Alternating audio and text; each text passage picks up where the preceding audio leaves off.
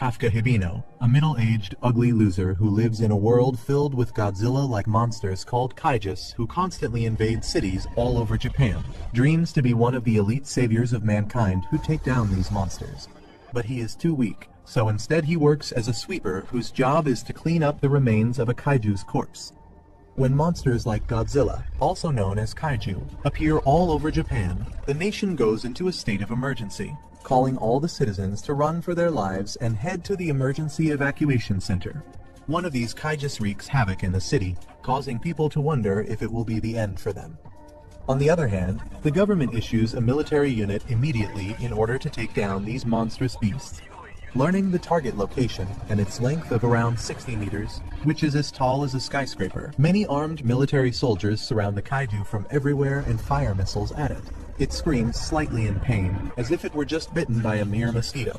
The elite force called the Defense Corps 3rd Division also joins in the party to combat this beast, and one of them, a female masked soldier, makes a flashy entrance, jumping from a helicopter while holding an assault rifle. Following her entry, many more GIs jump into the fight scene and attack the kaiju, diverting its attention towards them. In the meantime, their leader, the female soldier named Mina Ashiro, aims a specialized weapon made specifically to eliminate kaijus at the kaiju's heart and fires it, causing the kaiju to blow up in pieces, which also makes it clear that humans cannot be underestimated. After the battle, the sweeper team heads to the fight location to dispose of the remains of the monster, which are scattered everywhere around there. While the machines are getting ready to clean up the area, a middle-aged man named Kafka Hibino, who has been watching everything from a distance while enjoying a hamburger, reveals to be one of the workers as well who is supposed to clean the place. Kafka, who is part of a team of lazy losers known as the Sweepers, whose job it is to clean up the mess caused by kaijus, wonders when he will catch a break. They get to their work unenthusiastically, while on the other hand, the defense corps that has defeated the kaiju gets cheered on by the citizens for their successful defensive victory against the monster. Apparently, they have been working restlessly for the past couple of years to defeat these kaijus, and surprisingly, they have never failed or been injured. Kafka, who has always wanted to become a member of the 3rd Division of the Defense Corps, passes by them, doing his best to ignore the heroes, and goes back to work. Kafka states that his team's battle begins after the 3rd Division's battle ends and proudly claims that his team's work is far harder than the work that the 3rd Division does. Still, no one in the city has ever cared about them, and has never shown any appreciation towards them at all. He unwillingly cuts down the skin of the monster's corpse and begins slicing its meat. Suddenly, one of their members accidentally cuts a blood clot from the monster, causing the hot, burning blood to scatter all around him and burn his knees. So, Kafka quickly comes down to treat his colleagues' fresh wounds, having experienced such injuries. He blames the 3rd Division for always leaving a mess when they should focus on trying to find a much cleaner way to deal with the monsters. But since it cannot be helped with, Kafka continues doing his work, revealing that the government has strictly told the sweepers to get done with the cleaning process within a week, making their work a hellish job that will lead them to work all day and night in order to dispose of the monster's remains. One of the supervisors of the sweepers approaches Kafka and assigns him to deal with another area nearby, informing him that the sweepers are short-staffed there. However, that area is covered with kaiju's intestines, making Kafka's friends feel pity for him, as dealing with kaiju's intestines is the worst experience someone can ever have. So, when Kafka reaches the area, his body gives up, smelling the disgusting poop oozing out of the monster's intestines. But Kafka's will to get this job over with remains undeterred, so he quickly cuts everything down and returns home late at night, being done with his hellish job. Laying down in his bed after working so hard, Kafka turns on the TV to watch something wholesome, but fails to get over the disgusting smell that is still attached to his skin.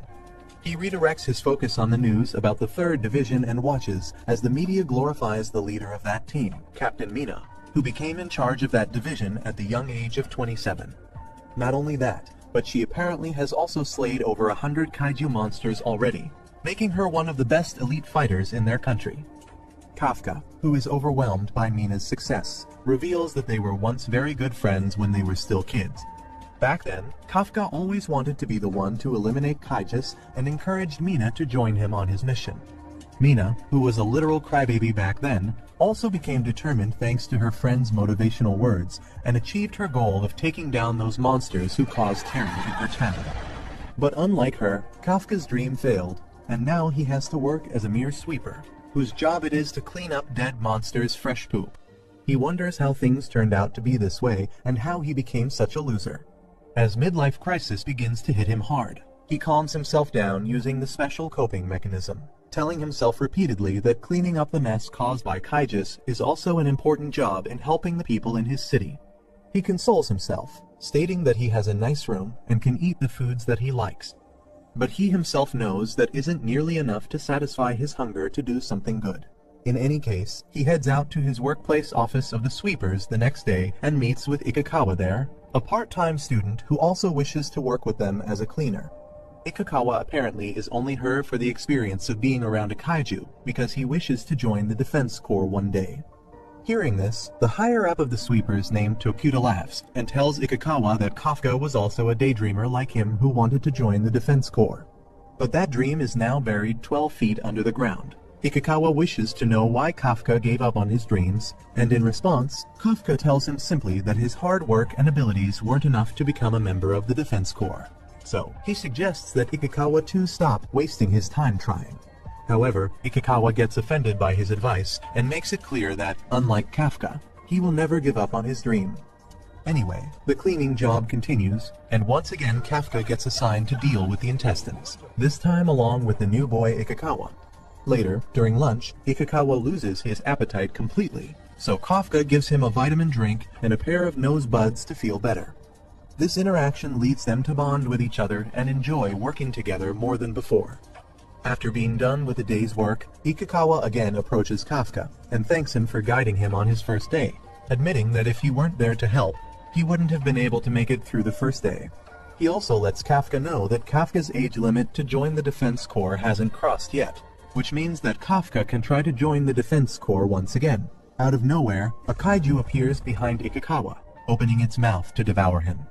But thankfully, Kafka uses his quick reflexes to save the boy and drags him away from the monster, giving him a chance to escape. In the meantime, Kafka distracts the monster and runs away in the opposite direction from where Ikikawa ran off. He luckily finds a narrow entrance leading to a construction building, so he enters there and jumps off from the edge, knowing that the fall itself might end his life as well.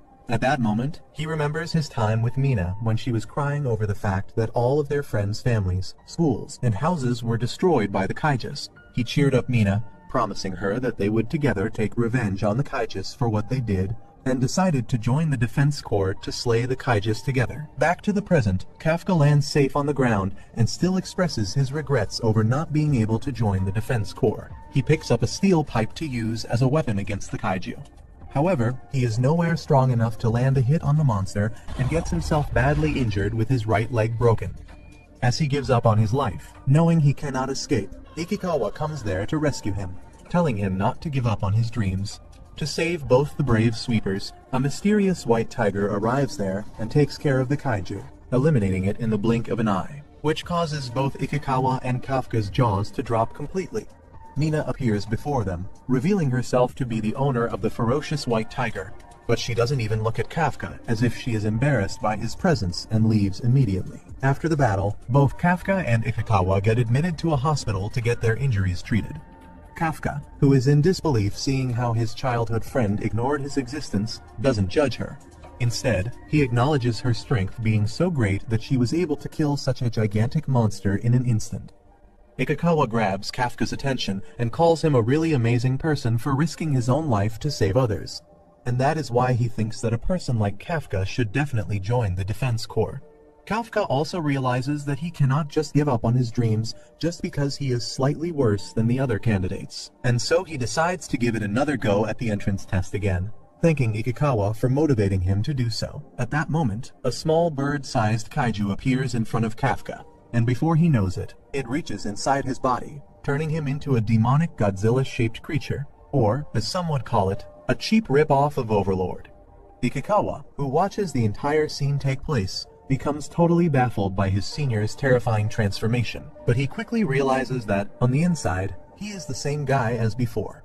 This sudden turn of events makes Kafka realize that if he doesn't run away for his life, the Defense Corps will soon find him and slay him. Kafka once again gets hit with a flashback involving Mina from their childhood days.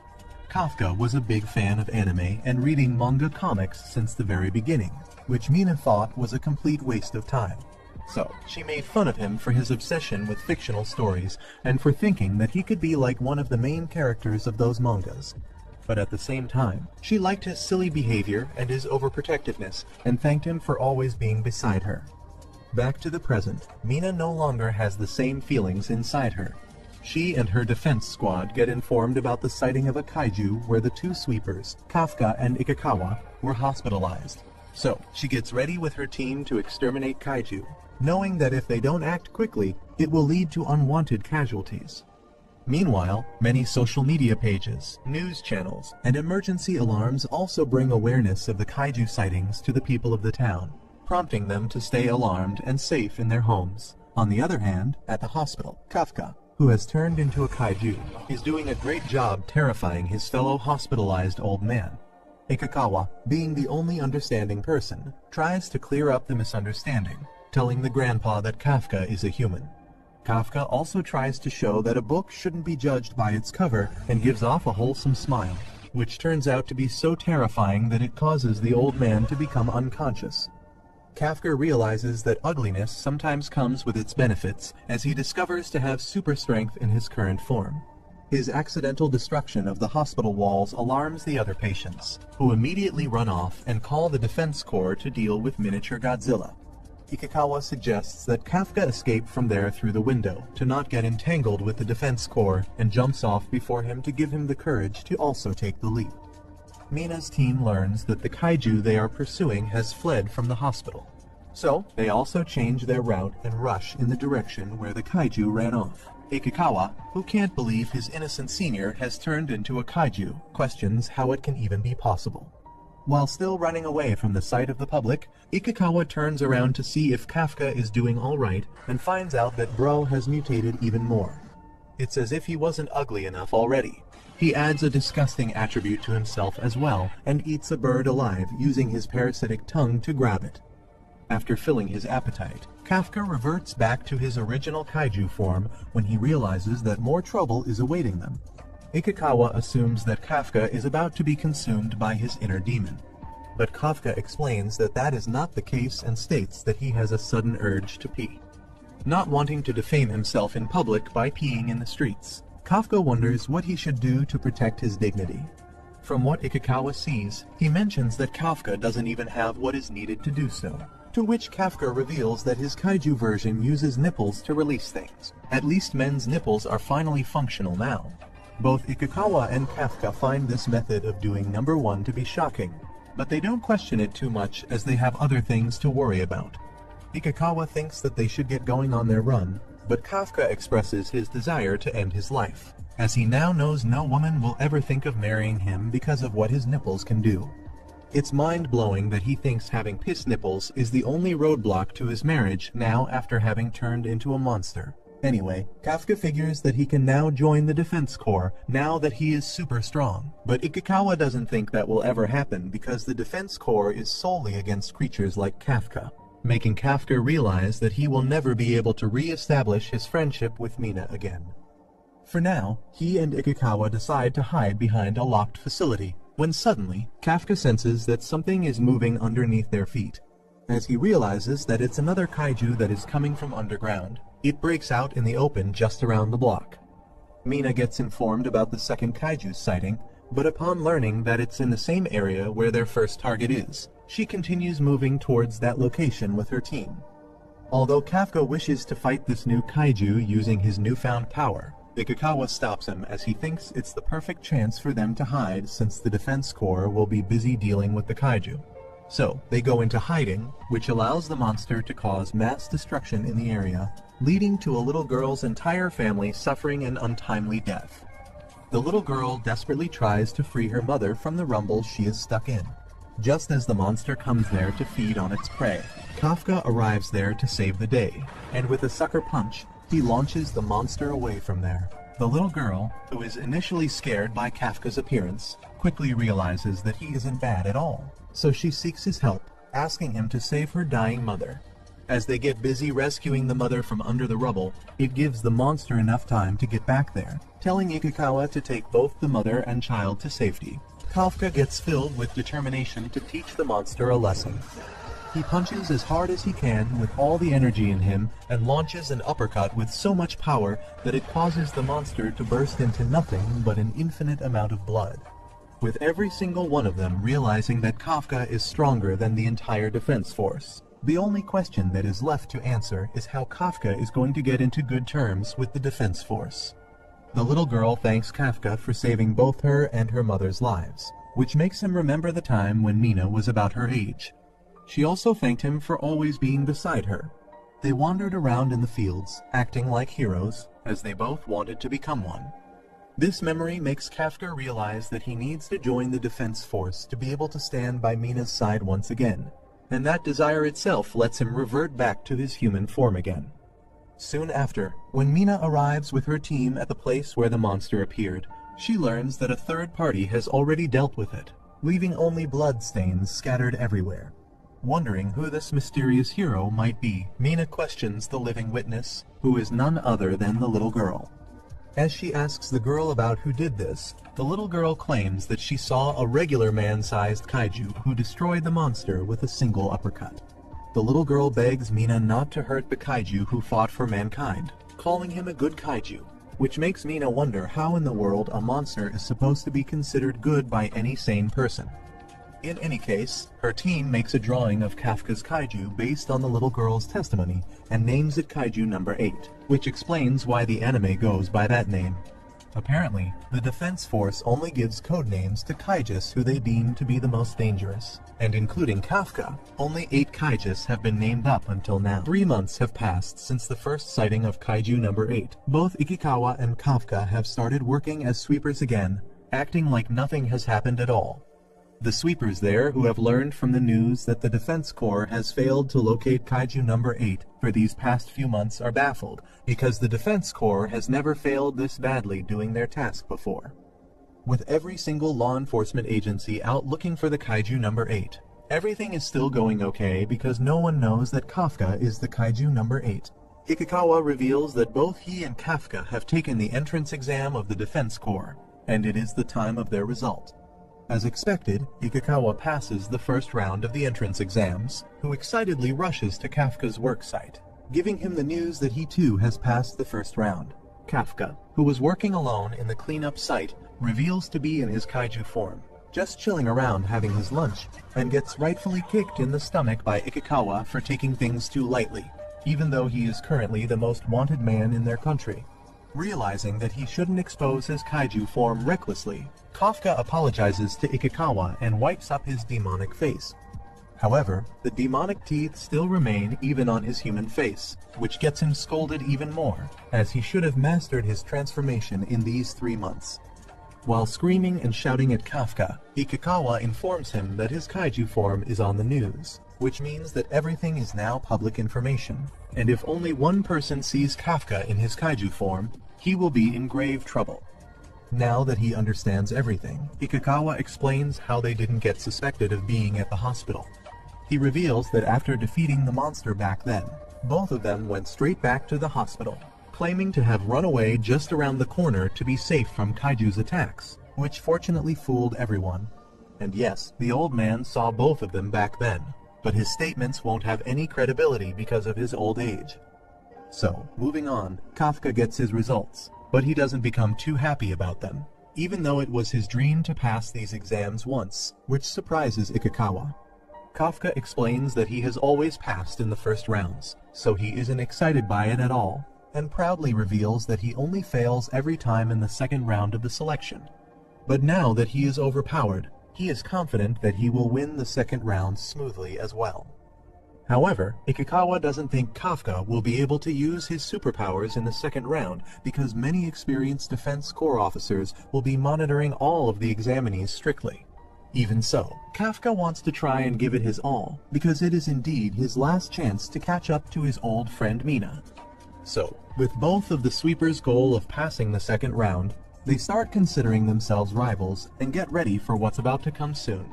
Kafka tries to open up a bottle, but because he is too weak, he transforms into his kaiju form and opens it, which instantly makes Ikikawa realize that this cheater is about to get into big trouble in the second round. Anyway, 10 days later, the Defense Force Selection Test's second round is held at the West Tokyo venue. The two sweepers, Ikikawa and Kafka, arrive at the test site and are amazed by how big the Defense Force's headquarters in West Tokyo is. They notice that many armed soldiers are everywhere in the area, prepared to take care of any troubles, which makes Kafka realize that if he accidentally transforms there, he will be sent to an isekai world before deleting his browsing history.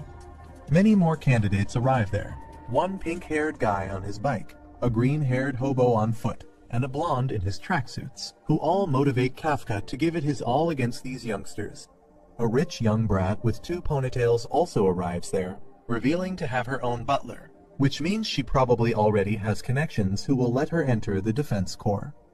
She tries to get Kafka's attention, referring to him as uncle, and tells him to move his trash truck as she wants to park her luxury car there.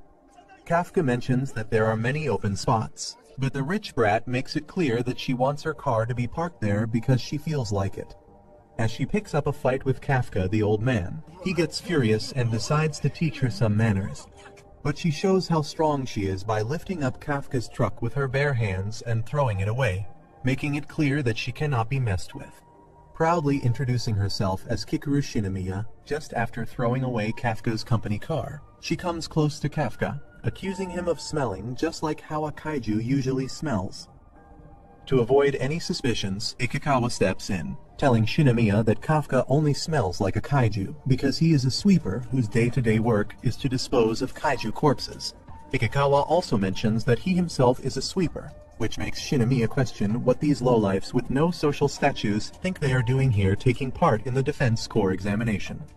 Rather than giving her answer, Kafka goes back to his company truck, lifts it up using his bare hands, and parks it in an open spot, making it clear that he cannot be picked up on just because he is an old man who has no social status. Shinomiya, on the other hand, doesn't understand how a human has this much strength when he doesn't even own a private suit like her, which is why her strength was enhanced and increased 100 times more than usual. She realizes that she shouldn't mess with Kafka, so she instead directs her butler to park their car quickly before he can bring his mini truck back. Shinomiya, who had always thought that these entrance exams were just a formality with no competition whatsoever, finally thinks that things might take a turn to be interesting, telling Kafka that she will soon take her revenge for the humiliation she faced now. She takes her leave and heads to the test hall with her butler and her 2 personal bodyguards. Ikikawa, in the meantime, becomes furious at Kafka because he thinks that there is no need for Kafka to show off his hidden powers to Shinomiya. He has already told Kafka many times that he cannot use his powers recklessly, as if something figures out that something is fishy, he will die at the hands of the Defense Corps, or, worse, become a lab experiment for the government. Realizing that he shouldn't have shown her powers to Shinomiya, Kafka apologizes to Ikikawa and promises that he will be more careful next time. Anyway, they get going and head inside the Defense Corps examination center, both fully determined that they will pass the test at any cost. The second round of the entrance exam soon begins, involving many physical tests, which causes Kafka to struggle in his human form. Even though he has worked really hard these past couple of months, he is failing to keep up with others and, in the end, barely completing the stamina test. He learns from Ikikawa that their next part of the physicals will be the fitness and aptitude test. Because not everyone has the talent for being an aptitude, Ikikawa suggests that Kafka give it his all in the fitness test. So, accordingly, Kafka gives it his all in the fitness test, using only his human strength, but soon realizes that he has grown too weak because of his age. Being left behind, Kafka considers using his powers, but because of Ikikawa's warnings, he doesn't do it, and as a result, gets ranked in 6th place, from the bottom of the ranks, that is. On the other hand, Shinomiya, who has made it to the top of the ranks, flexes her result paper by showing it to Kafka, tells him that he should really learn his place, and reminds him of his low social status. Being left with no self-respect or dignity, Kafka wonders what he should do. But because he doesn't want to make the test unfair for others by using his kaiju powers, he begs Ikikawa to give him his invaluable guidance. On the other hand, Mina gets the list of applicants for this year, and after finding Kafka's application, she stops for a moment, implying that perhaps she still has some feelings for the guy who she has ignored for all these years. She learns more about the candidates from her subordinate, and according to him, the first person this year that strikes the eye is Haruichi Izumo, who has graduated at the top of his class from the most reputed university in Tokyo. Looking to be the most promising candidate of this year, Izumo has been ranked in second place in the fitness exam. Ikikawa, who is also in the middle of telling Kafka about the candidates, tells him about another promising candidate named Aiharu Furuhashi, who is ranked third in the fitness exam and is basically gifted with super strength. Next up is the biggest deal of this year, Aoi Kaguragi, who is a newcomer in the Self-Defense Force of Japan and has ranked first in the fitness exam. Although he was selected to become an elite in Japan's army force, he chose to come to the Defense Corps instead, as his goal is to defeat kaijus. Just like these three, there are many more promising applicants who are trying to become elite officers, and that is why it has made things difficult for a week. Nobody like Kafka to be able to attain a good rank in these exams. Ikikawa also mentions the youngest girl to have appeared as a candidate in this exam, the rich brat Shinomiya, who many people think of as the greatest talent ever to have existed, while the other top candidates are excitedly waiting to see how Shinomiya will perform. Kafka, on the other hand, only gets jealous of her. Not only that, he also gets belittled by her and beaten by her bodyguards in front of all the other candidates, who wonder what even is up with this old loser. Although being left humiliated by Shinomiya lowers Kafka's fighting spirit, he keeps his hopes high as the second part of their test is about disposing kaiju corpse, which is the sweeper's expertise. The third division of the Defense Corps Vice Captain Hoshina gathers all the candidates and begins the test, telling them to give it their best in the aptitude test. However, he surprisingly reveals that they will not be disposing of the kaiju corpses. Instead, they will be eliminated as living, breathing kaijus. Realizing that this is something not anyone can do, Kafka loses all hope of passing the second test. In any case, he and the other candidates wear their test gear, which is used by the Defense Corps. As everyone equips their combat suit, it not only enhances their strength physically, but also becomes connected with their body, making each and every neuron of their body more responsive than ever. With the best weapons to fight the kaijus at their disposal, the candidates get ready for the battle. The operator takes a moment to tell everyone that their combat gear can unleash a specific amount of power in their body, and reveals that, like Ikikawa, the other top candidates have also become able to release almost 10-15% of their combat power. The operator also claims that the suit has only ever managed to unleash the suit's 20 powers in its first use. But when they learn that Shinomiya can unleash a staggering 46% of the suit's power, it becomes clear why she is known as the talent of the century. On the other hand, the talented middle-aged loser has failed to unleash any combat power, which makes the suit completely useless for combat. And that revelation also makes the test examiner burst out laughing, as he has never seen someone so talentless like him ever. Kafka tries to squeeze out his potential by bending his knees, but we all know what will happen if he continues to squeeze things in that position.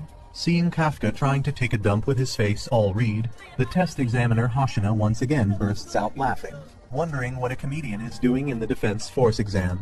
Shinomiya, on the other hand, who has seen Kafka's super strength, gets annoyed at Kafka as she knows that he is deliberately hiding it from everyone. But anyway, with everyone going against Kafka's favor, the examiner Hoshina finally begins the final test. The instructor, Hoshina, takes all the participants to the field for the next stage of their competition. He tells them they will be fighting Hanju and 36 Yaju. They were the kaijus that attacked the city some months ago, and they have been captured as test objects. They are risky and fearful, and as a result, a drone will be following all the participants to find out if they are terribly injured. If a participant is injured in such a way that he won't be able to continue, such participant will be given a shield and removed from the competition. However, it will also mean the participant has failed. Hoshina tips them all with the fact that that stage of the competition is the worst of it, and it is risky, so he won't advise any of them to participate, but if they want to, they should go. All the participants start the game, and they all watch as Kikaru rushes to climb the walls and kill the monsters. Within 2 seconds, she has successfully defeated Yaju 12 and Yaju 3. Ikikawa and Kafka watch her as she does all of these, and they wonder why they can't be as good as her. Kafka calls Ikikawa's attention, telling him they have to kill some of the Yajus too. On the other hand, Ikikawa also feels inspired to fight and claims that it is his line, and he has to kill enough of Yaju too. Unfortunately, they do not have any equipment to aid their shooting, and they aren't armed for combat. This makes them so annoyed, wondering how Kikaru can defeat so many Yaju while they can't do anything. As they wallow in this, they hear another announcement from Hoshina, who informs them that Mina Ashiro is also there to engage in the competition, and they should welcome her with their great works. Thinking of the history he has with her, Kafka doesn't want to lose at all. He asks Ikikawa if he knows the reason why the seniors have decided to use drones and stalk them. He feels if it is to know the number of kaijus that each of them killed, they can do that by checking the sensors of their body. Hence, he thinks the reason is to find out how they are going to participate in the combat, the emotional intelligence of all the fighters, and how they make difficult decisions in face of danger. As a result, even if they don't have combat weapons to fight the kaijus, they should aid the others who are more equipped for that purpose. Ikikawa thinks about his suggestions, and they leave to aid the others. They watch some of their colleagues trying to shoot a kaiju to no avail, and when Kafka looks well, he realizes he has once fought that kaiju before. He gets the key of how to defeat it, and he throws a grenade at the kaiju. He informs the others that the kaiju has very short sight, but sharp hearing, so now that he has blocked his ears, he won't be able to hear the shots, and they can defeat him. He also advises them that they should shoot the kaiju in the stomach, because the stomach is the most delicate part of a kaiju, and they will defeat it that way. The boys take his advice, and they are shocked to realize he is right. They call him Kikaru's family, and he screams that he has his personality too. He continues with Ikikawa to find his next target. On his way, a Yaju captures him in his hands and throws him at the wall. He loses some ribs and some organs on the body, while Ikikawa calls out for him. Hoshina finds out on his sensors that he is almost dying, and they also see that the Yaju is going closer to him. Kafka recalls that if he gets weak and unable to continue or escape, he will be shielded from the competition, and that will also mean he has failed. He doesn't want to fail that competition, so he tries to struggle. Hashiro communicates to him that his organs are failing, and since they don't want any casualty, they will shield him out. Hashiro comments that he knows Kafka will be one of the first people to lose, and despite having a great personality and being funny, he is nothing but weak. Just as they are about to shield him, a gunshot from behind kills the Yaju. He is glad that someone has saved him from that embarrassing situation, but his helper is no one else but Kikaru. She tells him she has only saved him so he won't disturb her mission, and he should continue lying lifelessly on the floor like a coward that he is while she goes ahead to kill all the kaijus around. She leaves, and Hashiro informs Kafka that his spine has broken. His organs are failing, and his legs are so weak that he can't walk from that place. He asks him if he wants to give up, but Kafka thinks about all he has lost to get to that place. At that point, his manpower is at 0, and there is no way he can survive. He screams and says he isn't giving up. He insists that the only person who can make him give up is himself, and he is tired of embarrassing himself in front of the person he wants to live and support. He admits that the only way he can be beside her is by standing strong and not giving up, and he has gone too far to stop now. Everyone wonders where his newfound strength is emitting from, as he declares that he has laid his life to get to that point, and even if it will take his life, he won't give up. His manpower moves to 0.1% as he struggles with his broken legs to stand up and continue the fight. He rises on his feet and decides he will continue the journey. He screams as they watch him in the situation room, and they are shocked he is standing because his legs are completely broken. Hashiro warns him that he has internal bleeding, and if he insists he wants to continue the competition, he can go on. But if he gets too weak to continue, they will activate his shield, which means he will lose. He insists that he will continue and tells Ikikawa that he should proceed with the competition. To his shock, Ikikawa stretches his hands to him and asks him to come. He recalls a situation where he was also weak, and Ikikawa came through for him. He admits that Ikikawa is a person for all situations and tells Ikikawa that if they survive every other competition together, they can survive that one. He climbs on Ikikawa so that Ikikawa can be his legs and he can continue the journey. They watch them in the situation room, and they laugh. Hoshiro mocks that even if they aren't accepted into the team for their skills, they should be accepted for their comic relief, because they are both a bit of a mess. They continue their competition, and the other players stare at them because they look like fools. Ikikawa complains that their colleagues are looking at them, but Kafka encourages him that he doesn't have to care. and that as long as they complete the game, they are fine. He asks Ikikawa to find Kikoru so they can support her. On the other hand, the players confront the last kaiju, and it is stronger than they had expected. The others try their best to defeat it, but their efforts aren't productive.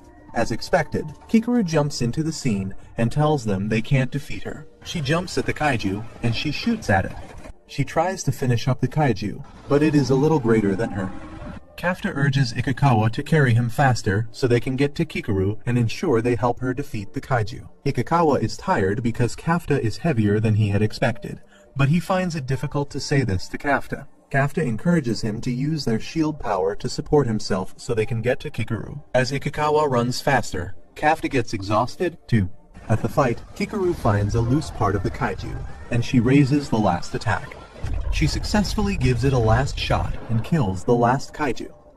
She breathes a sigh of joy as she wins the battle for her team, and they proceed to the next stage of the competition. The situation in the Situation Room is shocking. Hoshina had expected that most of the contestants would lose at that point. He felt he would be able to send off at least 30 of the competitors, and at that point, none of them had been disqualified, and the worst that had happened to them all was injury. They all admitted that they had gotten the result they didn't expect, and they acknowledged that the only reason the competitors could survive to that extent was because of Kikoru. They all know Kikoru is the daughter of director Shinomiya, and they exclaim that they couldn't have expected the director's daughter to be mid. She looks like she would be a very great plus to the defense team because she is supportive and ensures her teammates are in good shape. At the field, she is satisfied with what she has done that day, and she looks at the sky, wondering if her father is proud of her and if he feels she is now doing as great as he thinks she will do. On the other hand, Ikikawa has eventually dripped Kafta from his back. Since the first part of the game has ended, they hope for the best, and they anticipate the result to know if they will qualify for the next stage. Suddenly, Kikoru gets shot.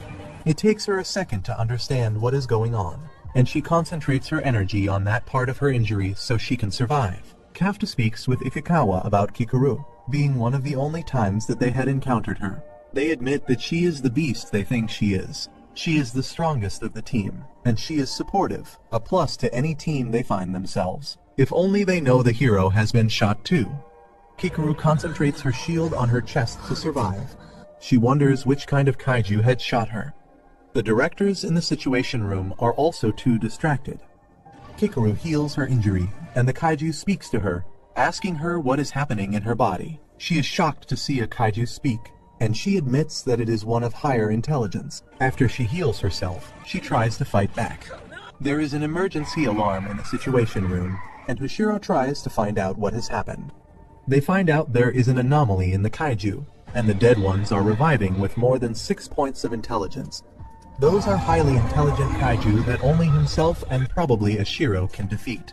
Ashiro commands him to ask all the students to use the nearest shelter and also try to evacuate the students while she goes to fight the kaiju. They announce to the students to leave, and they all start running, but Kikoru refuses. She insists she doesn't want to be a coward and make her father proud. She stands up, but the kaiju shoots her again and throws her to the wall. She remembers her childhood when one of her school results was released, and she was the first in the class. Other students who got lower results than her were encouraged by their parents, but her father wasn't even available to celebrate her. The butler tells her that her father will return that night, and she tells her father about her result. Instead of encouraging her, he asks her what she feels and if she thinks one success is enough for her. He says if he hypes her for one success, it will breed failure. He reminds her of her duty to the country and how she must make her late mother proud. For the sake of her mother, Shinomiya refuses to lose, and with the determination to win burning inside of her heart, she steps towards the monster with her gun. The monster smashes her away against the wall, but she gets up again, taking an oath to keep moving until she subdues the kaiju. With the wish and her father's command to become the strongest ever to be on a battlefield, Shinomiya continues to fight even though her hand has given up. As she unintentionally drops the gun from her hand, she realizes that the bones in her hand have broken into pieces, meaning that there is no way she can continue. Meanwhile, the examiners, who have been keeping a keen eye on Shinomiya, send aerial support to assist her. Knowing that something's wrong, and as they get the visual of the kaiju, It baffles them as no other kaiju prior to this one has shown such amazing regenerative abilities. The lead analyst also notices that the kaiju is gathering energy inside its horn to release a massive attack on Shinomiya. So, she immediately informs both Mina and Hoshina, who rush to save her as she is the greatest talent in this century. Unfortunately, they did not reach there in time, causing Shinomiya to give up and bend on her knees, accepting her death by the kaiju. At death's door, she apologizes to her father for letting him down and for not being perfect enough. Kafka comes there just in time, telling Shinomiya to not give up just yet and rescuing her from being blasted away by the evolved kaiju. Speaking of which, he himself evolves into his kaiju form in order to fight the kaiju and, without any hesitation, shows her his true overpowered form.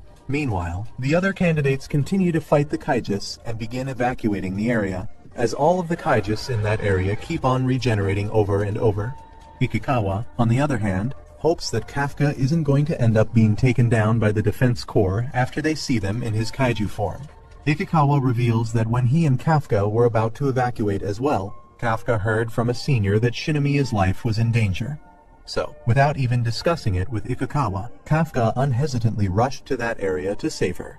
Speaking of them, Shinomiya becomes speechless after learning that the old man she has been teasing all day is actually a kaiju. Kafka, in his terrifying form, surprisingly gets down on his knees and begs Shinomiya not to tell the Defense Corps that he can turn into a kaiju because they will definitely eliminate him if they learn the truth. The monster tries to interrupt their conversation by launching an energy blast on them, but Kafka simply sends the attack the other way by simply punching it away. Knowing that the monster isn't going to stop, Kafka gets up and tells Shinomiya that he will explain everything to her once he is done dealing with this monster. The lead analyst, who doesn't have visuals of Shinomiya's situation, detects that there is a strong surge of energy that is impossible for even a kaiju to generate, making her suspect that kaiju number 8 has shown up there. She informs Hoshina about the readings, but he calls it a system glitch, as there is no chance that someone can generate so much energy. Kafka, in the meantime, turns on Super Saiyan mode, and with a most powerful packed punch, he reduces the kaiju to nothingness, leaving Shinomiya in awe as she herself did not succeed in even damaging it at all. Anyway, Kafka gets rid of all of the other nearby kaijus as well, and then recontinues his prior conversation with Shinomiya, begging her once again not to report him to the Defense Corps.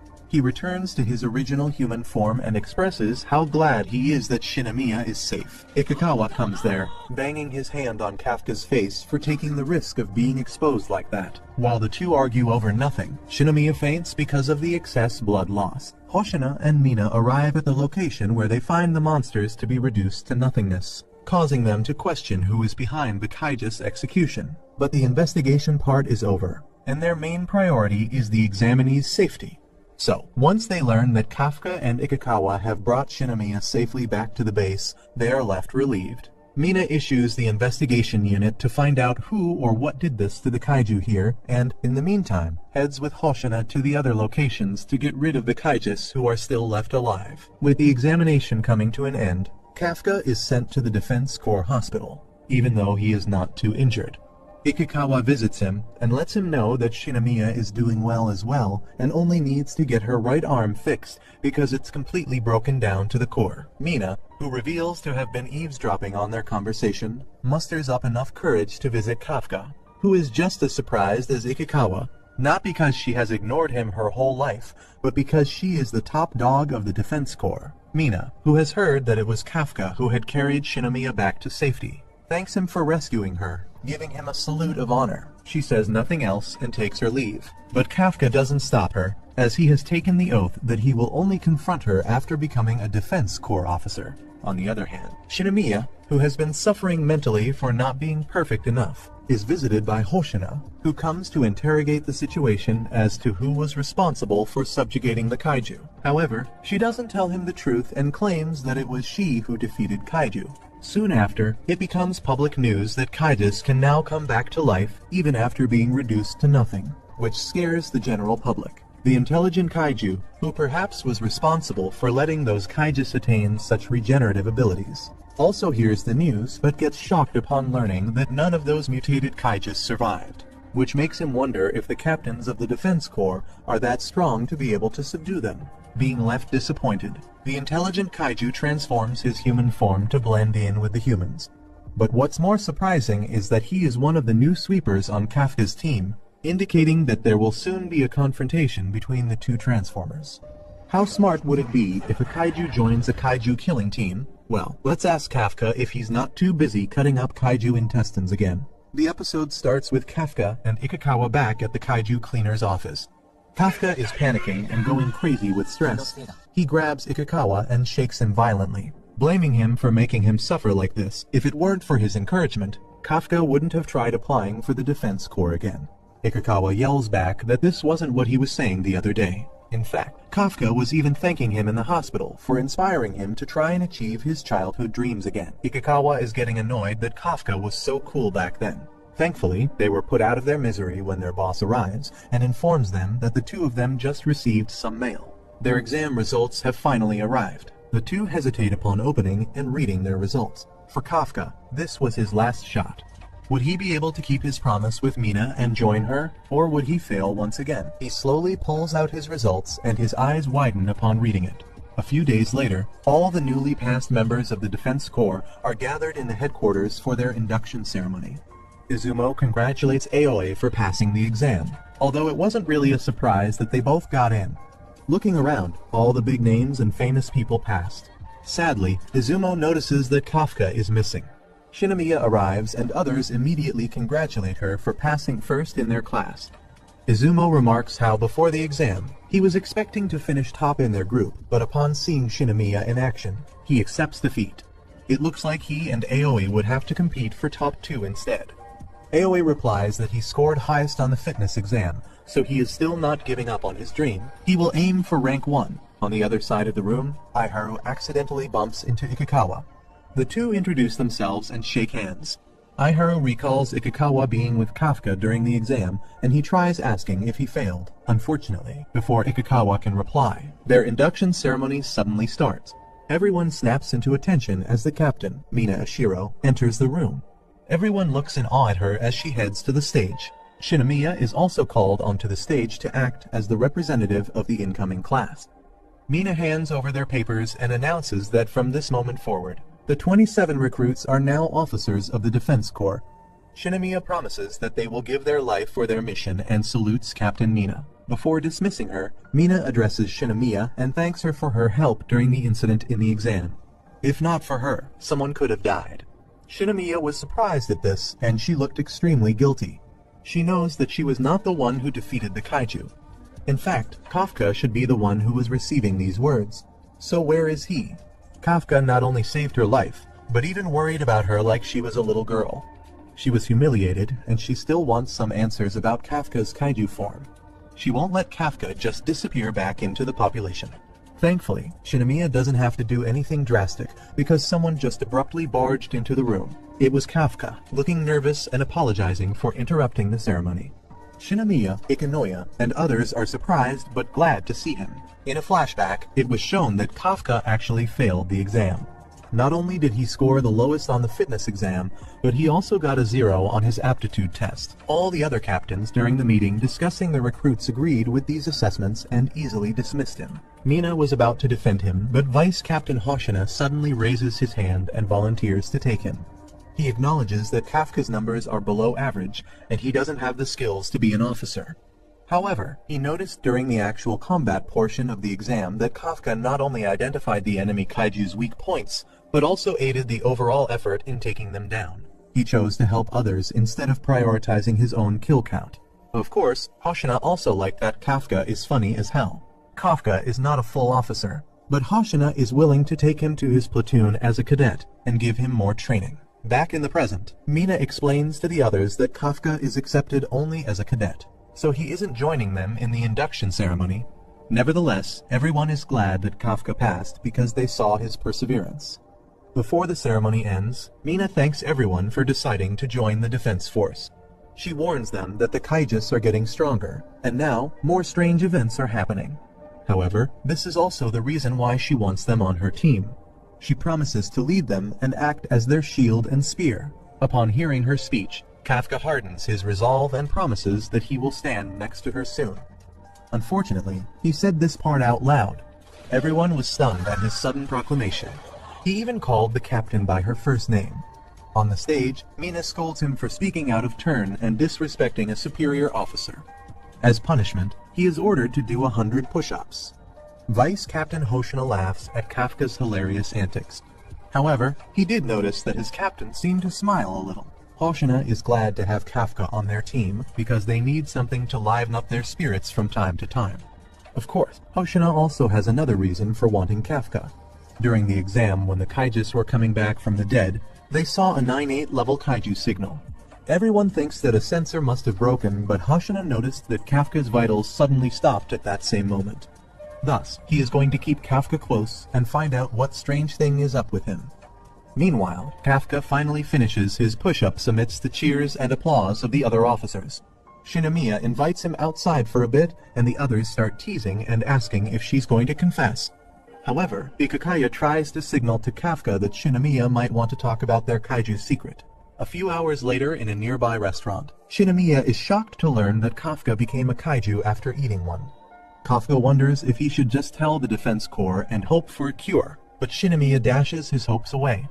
She warns him that the Defense Corps would probably just experiment on him. This frightens Kafka, and he begs Shinomiya to keep their secret. Shinomiya finally relents, but she warns Kafka that if she ever sees Kafka become a threat to mankind, she herself will kill him. Kafka smiles and wholeheartedly agrees. The Defense Corps' newest recruits' training begins, and during this session, Ikakawa shows how skilled he is already when using guns as he shows his aim and precision by shooting down the target signs in the distance. He gets perfect scores for shooting down all of the target signs in an instant, which brings an end to his fire training exercise. After this test, the examiner gives the report that he has been able to unleash his Defense Corps suit's 18% combat power, which surprises everyone as that is quite a high score. Hoshina, who has been keeping an eye on the training from a distance, becomes impressed by Ikakawa, as he didn't anticipate that this boy would grow so much in such a short amount of time. As Ikakawa sets this highest score amongst all the newbies, Aiharu Furuhashi's turn comes up, who is naturally agitated because he must beat Ikakawa's score to prove that he is the strongest. He shoots down all of the targets with swift speed as well and finishes the test at a faster pace than Ikakawa, attaining the new high score. The report also states that he was able to unleash a total of 20% of the suit's combat power. This news brings Furuhashi's confidence back, so much that he goes on to tease Ikakawa for losing against him. Ikakawa, of course, doesn't satisfy him with a reply, since this is not a competition to begin with. While Furuhashi is busy taunting Ikakawa, Shinomiya, in the meantime, finishes her test in under a minute, setting new standards of her own and releasing an outstanding amount of 55% combat power from her suit. She mocks both Furuhashi and Ikakawa for fighting like a bunch of babies when their combined score is much lower than hers, as she makes everyone realize how mediocre they are in comparison to her. Aoi Kaguragi and Haruichi wonder how they will ever be able to top her. Speaking of getting top scores, our main man, Kafka Hibino, scores the bottom score and finishes the test in 7 minutes of time. Hey, at least he was able to release the suit power by 1%. Unlike last time, Kafka himself becomes overjoyed to learn that he was able to turn his 0% score into 1 and begins to tease Shinomiya, saying that he will soon overtake her. But his instructor, Hoshina, brings him back to reality and makes it clear to him that, at his current growth, he will never be able to become a full officer of the Defense Corps. With Kafka calmed down, Hoshina brings an end to the new recruits' fire training session and tells them that their overall training will end if they all take 10 laps around the perimeter. As some of them begin to complain because of the sudden task, Hoshina increases the lap round to 15 and sends them away. Hoshina's analyst, in the meantime, notices how many rivalries amongst the recruits have already grown, and thinks that they themselves will make each other better by competing against each other consistently. After the end of the first training day, Kafka and Ikakawa go for a nice long bath together, where they complain about what a heartless man Hoshina is. Furuhashi yet again tries to pick up a fight with Ikakawa and comments on his flat biceps, telling him to build some muscle if he doesn't want to be called a woman. However, Ikakawa, who doesn't think that Furuhashi's muscles are any bigger than his, tells him not to make any stupid statements. Kafka, on the other hand, who has the biggest muscles in town, tries to show off his six-pack abs when accidentally it turns into family pack size, revealing that he was just controlling his breath to make himself look bulky. Furuhashi burst into laughter seeing Kafka's dad bod, which triggers Kafka's ego, prompting him to pick up a fight with the youngster. At that moment, Kaguragi enters the shower, revealing his Terminator body, which itself humiliates Kafka, Ikikawa, and Furuhashi, prompting them to hide their petty bodies underwater. At that moment, they all realize that flexing their muscles does not matter, and what only matters is their results in the defense corps. On the other side, Shinomiya enters the girls' restroom along with some other girls, where she comes across Captain Mina, who is casually having a drink. Just by her presence, Shinomiya becomes intimidated and apologizes to Mina for ruining her privacy. But Mina doesn't think much of it and tells the girls to come in, as she is just about to go outside anyway. Shinomiya, while heading inside, takes a look at Mina's body, which surprisingly doesn't have many muscles. So, it naturally makes her question how and why Mina is the strongest amongst all Defense Corps fighters. She asks Mina how she has so much combat power, and in response, Mina tells her to stand by her side, saying that she wants to demonstrate to her the basics of her training that have made her so strong. Meanwhile, the boys talk about why they joined the Defense Corps, and the first one to answer this question is Furuhashi, who proudly states that he only took this exam because of his crush on Captain Mina Ashiro. Apparently, when he was in middle school, he was attacked by a kaiju when Captain Mina appeared out of nowhere and saved his life. Since that day, he has wanted to be like her, and that is why he has joined the Defense Corps. The others state that they also have a similar story and claim that they too have come here because of Captain Mina. It's natural, though, since she is this generation's biggest superhero. But what's not natural is this loser Kafka claiming in front of everyone else that Mina is his childhood friend when she doesn't seem to give a single F about him in the present. The boys don't believe Kafka a single bit, so they first hear every single part of his childhood story, and find it rather surprising that he was this close to their beloved captain. As a matter of fact, the shock is too grave as they all end up being rendered unconscious lol. Anyway, from the next day on, the training commences again, and everyone's friendship builds up as well as their strength. Kafka, who is always left behind in the physical part, works twice as hard to catch up with his teammates, and even stays up late at night studying to do well in the future. One night, the vice captain, Hoshina, who claims to have heard everything that Kafka has said about him being friends with Mina, questions him about it. He sees his determination to become the best of the best, just so that he can stand beside Mina. So he gives him a heads up not to get too attached to his teammates, as many of them will end up losing their lives in the near future. At that very moment, the emergency bell rings, which wakes all of the new recruits up, making them realize that it is the calling for their very first mission. That's it for this video. Thanks for watching, guys. Please consider subscribing. We are so close to hitting 300,000 subscribers, and as always, stay safe and take care. It was 3 a.m. and every officer was already ready and waiting in the Defense Forces operation room. Captain Mina asks a nearby officer for an update, and she learns that evacuation has already begun and is still ongoing. The epicenter of the kaiju signal is located in Sagamihara, and all civilians surrounding it are being evacuated by the military. Military trucks and civilian buses are being used to move all those people. The Japanese military has also established an artillery regiment command post in a nearby mall parking lot. The kaiju first appeared at Kanawa Fault and is traveling underground while still continuing to grow in size. It only appeared now because it has entered its breeding phase. In addition to the big kaiju, multiple little ones also sprung up in its vicinity. Mina decides that their best bet to defeat the enemy with minimum collateral damage is to stop it in Sector B of their map. She herself will handle the big one while Sector E will be a sniper base. From there, they would be able to target the enemies through the highway. She salutes everyone and bids them good luck. A few minutes later, all the stoplights are red with kaiju symbols, and the Defense Forces trucks are driving past them at breakneck speed to respond to Sagamihara. They've checked their weapons and Vice Captain Hoshina asks if everyone is ready. All the rookies look nervous while Shinomiya only stares at Kafka. She still couldn't believe the kaiju they call No. 8 is him, but she hopes he won't disappoint her. Meanwhile, Kafka is busy with his own problems. He was about to throw up due to overeating. Everyone immediately panics, and their truck is filled with shouts as Kafka controls his nausea. In another part of the city, all the evacuees are safely waiting in the mall, while the anti-kaiju artillery takes position. At Sector E, Vice Captain Hoshina's platoon is waiting for the mission to start. His team includes Kafka and Shinomiya. Kafka stares upward at the towering kaiju they are about to face. It is so big that it's classified as a Hanju. Hoshina explains to everyone what their specific goals are, while the captain's team will handle the large kaiju. Their group would deal and eliminate the smaller ones called Yaju. Their current area is deliberately clear of important buildings or important transportation routes, so they should prevent any Yaju from leaving the area. The other teams include Ikuga's platoon in Sector F, which includes Ikikawa, and Nakanoshima's platoon in Sector J, which includes Izumo and Aoi. Their job is important because it would determine how much collateral damage the kaiju might cause. They have to prevent the destruction of more important buildings like schools, malls, and others. Of course, the platoons with rookies in them are in the rear sectors E, F, and J. This also means they are the last lines of defense. Hoshina then reminds everyone that no matter what their test scores were, that doesn't mean anything.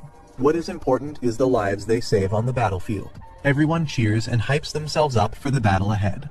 The JSDF reports to the Defense Force that they have finished their evacuation. The Defense Force relays to everyone the news, and that Captain Mina will engage in 8 minutes. Ikikawa messages Kafka and asks him how he's feeling. Kafka replies that he has to show he can be an officer. During training, Hoshina warned Kafka that he might get fired in 3 months. He is feeling nervous and panicked now, but he also feels excited. Ikikawa smiles and assures Kafka that their first mission will be a big success. Their headquarters then announces that Yaju has been spotted in Sector E. The crab mushroom hybrid monsters are crawling all over the streets. Kafka bids goodbye to Ikikawa and dons his mask. Shinomiya and the others jump off the buildings while Kafka carefully climbs down. In the air above, a helicopter opens up and Mina readies herself for battle. She had reached the sniper point. Their headquarters instructs the JSDF to fire their artillery and push the large kaiju into Sector B. The artillery starts their barrage, and even their helicopters start firing their missiles, feeling their explosive impact. The kaiju slowly walks away and towards Sector B. From the rooftops, Hoshina is watching the whole operation and wishes his juniors to do a good job. Kafka, Shinomiya, and the other members of their platoon are waiting for the Yaju to reach their position. Kafka can tell that the suit is already helping him feel calm. He steps forward, readies his stance, and unleashes the suit's combat power. In the blink of an eye, he was quickly tossed away as a Yaju ran into him. Shinomiya scolds him and reminds him that his combat power is still 1%. Meanwhile, another member of their platoon is getting annoyed that they have to babysit the rookies. He tells Shinomiya if they can just play it safe and watch. They still don't know the enemy's weak points, so they should let the veterans handle it. A gun blast suddenly slices past the officer and blasts a nearby Yaju, causing it to explode. The officer was shocked, but Shinomiya just calmly accepts his orders and replies that she will play it safe and blast at the enemy weak points. She lands into the side of a wall and rains fire down on the Yaju, killing a group of them instantly. The officer couldn't believe his eyes. Shinomiya's firepower is not at the level of a rookie. Meanwhile, Kafka gives Shinomiya a thumbs up from under a pile of garbage he landed in. In Sector F, the other platoons are also battling with the Yajus. Furuhashi manages to kill several while sliding down a building. He was about to boast to Ikikawa, but his eyes widened when he witnessed Ikikawa killing an extra large one. Ikikawa explains that he had swapped his bullets from burst rounds to freeze rounds, slowing them down. However, he's still not satisfied. He needs to get better so Kafka doesn't have to transform anymore. In Sector J, Aoi and Izumo are fighting their own group of enemies by a trainway. The other officers are amazed and confused why this year's recruits are so awesome. They point it out to their platoon leader, Nakanoshima, and complain that they are losing their self-confidence. Aoi and Izumo are just competing with each other to see who gets the most kills. The platoon leader, Nakanoshima, notices how skilled the recruits this year are. She realizes that Kaguragi is like a wild child who likes to make a mess, whereas Haruichi is the clean type who finishes the kanjis with pure precision. As she sees them acting so skillfully, it triggers her cougar mode, prompting her to salivate like a total creep. Nakanoshima was already informed by Vice Captain Hoshina about these promising rookies, who have shockingly unleashed a tremendous amount of combat power already from their combat suits. She also notices that the top rookies are motivating the other rookies to improve, and that's why she thinks the current year's recruits will soon reach the top, taking over the veteran ones. Meanwhile, the observation team leader, Akanogi, verifies that the sector named Juliet no longer has any kaijus around, so she tells Ishikawa's platoon to advance to the next sector. Kafka learns the news and becomes amazed to learn that both Ikikawa and Furuhashi have been fighting on the front lines and are the main contributors to all of the kaiju subjugation. As Kafka realizes that everyone else except for him is working as little as possible, it makes him desperate to find a way to help them, since he is a total weakling in his human form. He is good for nothing and is forced to hide around the corner. So, he does what he is actually capable of, which is being a sweeper, and starts stabbing around a dead Yaju's body. He fails to find the core of the Yaju where it should be and realizes that since this Yaju is a fungal-type kaiju, its core might be stored somewhere else. As he finds the core at the base of Yaju's neck, he immediately gives the report to the vice captain, Hoshina, informing him that these cores are hard and serve as Yaju's backbone. Kafka determines that these types of kanjis need to be hit from the sides to get the most effective outcome. He also discovers that it has reproductive organs, which are the white bumpy balls near their backside. Anyway, because these reproductive organs have more kanji stored inside them, Kafka tells Hoshina that if they don't destroy them, more Yaju might spawn. Hoshina thanks Kafka for his valuable information, and then tells the observation team to share the latest information about this Yaju with all of the Defense Corps fighters. Akanohi accordingly shares all of the information regarding the reproductive organs with all of the Defense Corps officers, and also includes information about the Yaju Corps. Kafka is now relieved that he was able to somehow help the defense force. Wanting to help more, he decides to neutralize all of the other corpses of the defeated Yajus. Although I don't think Kafka will be able to improve physically if he continues to work like a sweeper, Kafka thinks that he will certainly be able to be by Mina's side one day at this rate. Well, props to him for being high and delusional without even having any brownies. The Hanju, in the meantime, reaches the designated combat initiation point, so the defense force initiates an attack on it. They target its legs to immobilize it, while on the other hand, their captain, Mina Ashiro, prepares to deliver the final blow to it from a distance. She charges her mega weapon and locks the target on the Hanju. But before firing her shot, she takes a brief moment to look at Kafka and gets ready to show him that she is the best in this league.